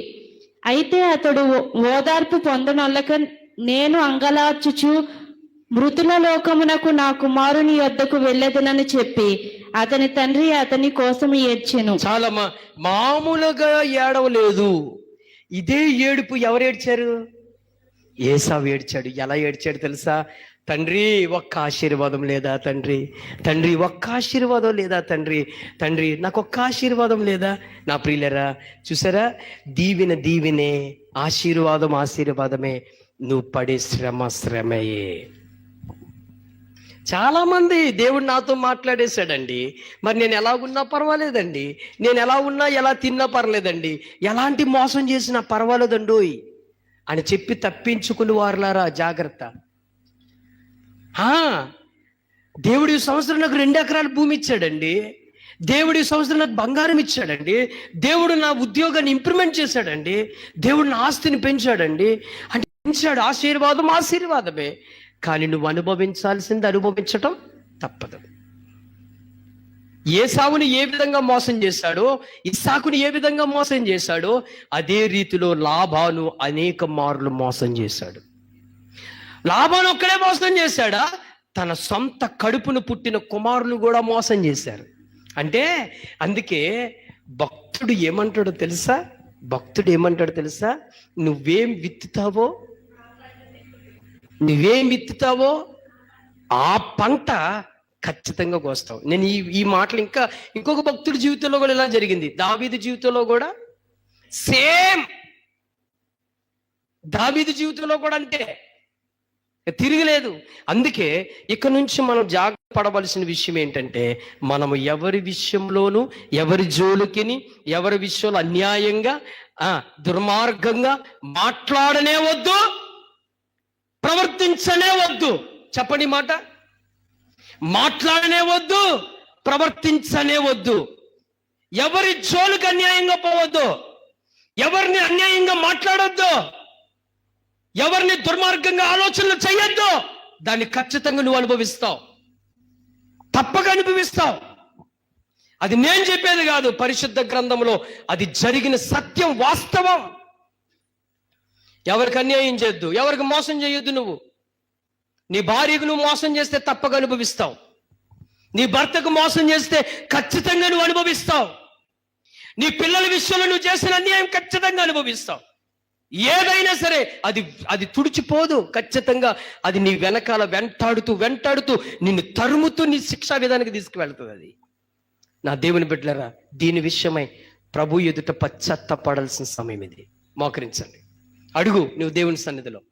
ఈ ఉదయకాలము, ప్రభువా నా క్రియలు ఎలా ఉన్నాయి, నా నడవడి ఎలా ఉంది. యాకోబు ఇంత శ్రమలు పడ్డాడే, మరి యాకోబుని దీవిస్తానన్నావు, యాకోబుని ఆశీర్వదిస్తానన్నావు, యాకోబు పట్ల నేను కృప చూపుతానన్నావు, మరి ఎన్ని చూస్తా ఉండి ఎలాగంత శ్రమల్లో నుంచి తప్పించలేదయ్యా అంటే, ఎస్, అతడు చేసిన దానికి అనుభవించక తప్పదు. అనుభవించక తప్పదు. అది వాస్తవం, సత్యం. దాన్ని ఎవ్వడు కొట్టివేయలేడు. నా ప్రియులరా, మోకరించండి. ప్రభు బల్ల కొరకే ప్రార్థన చేసుకుందాం. దయచేసి మోకరించండి, ప్రార్థన చేసుకుందాం.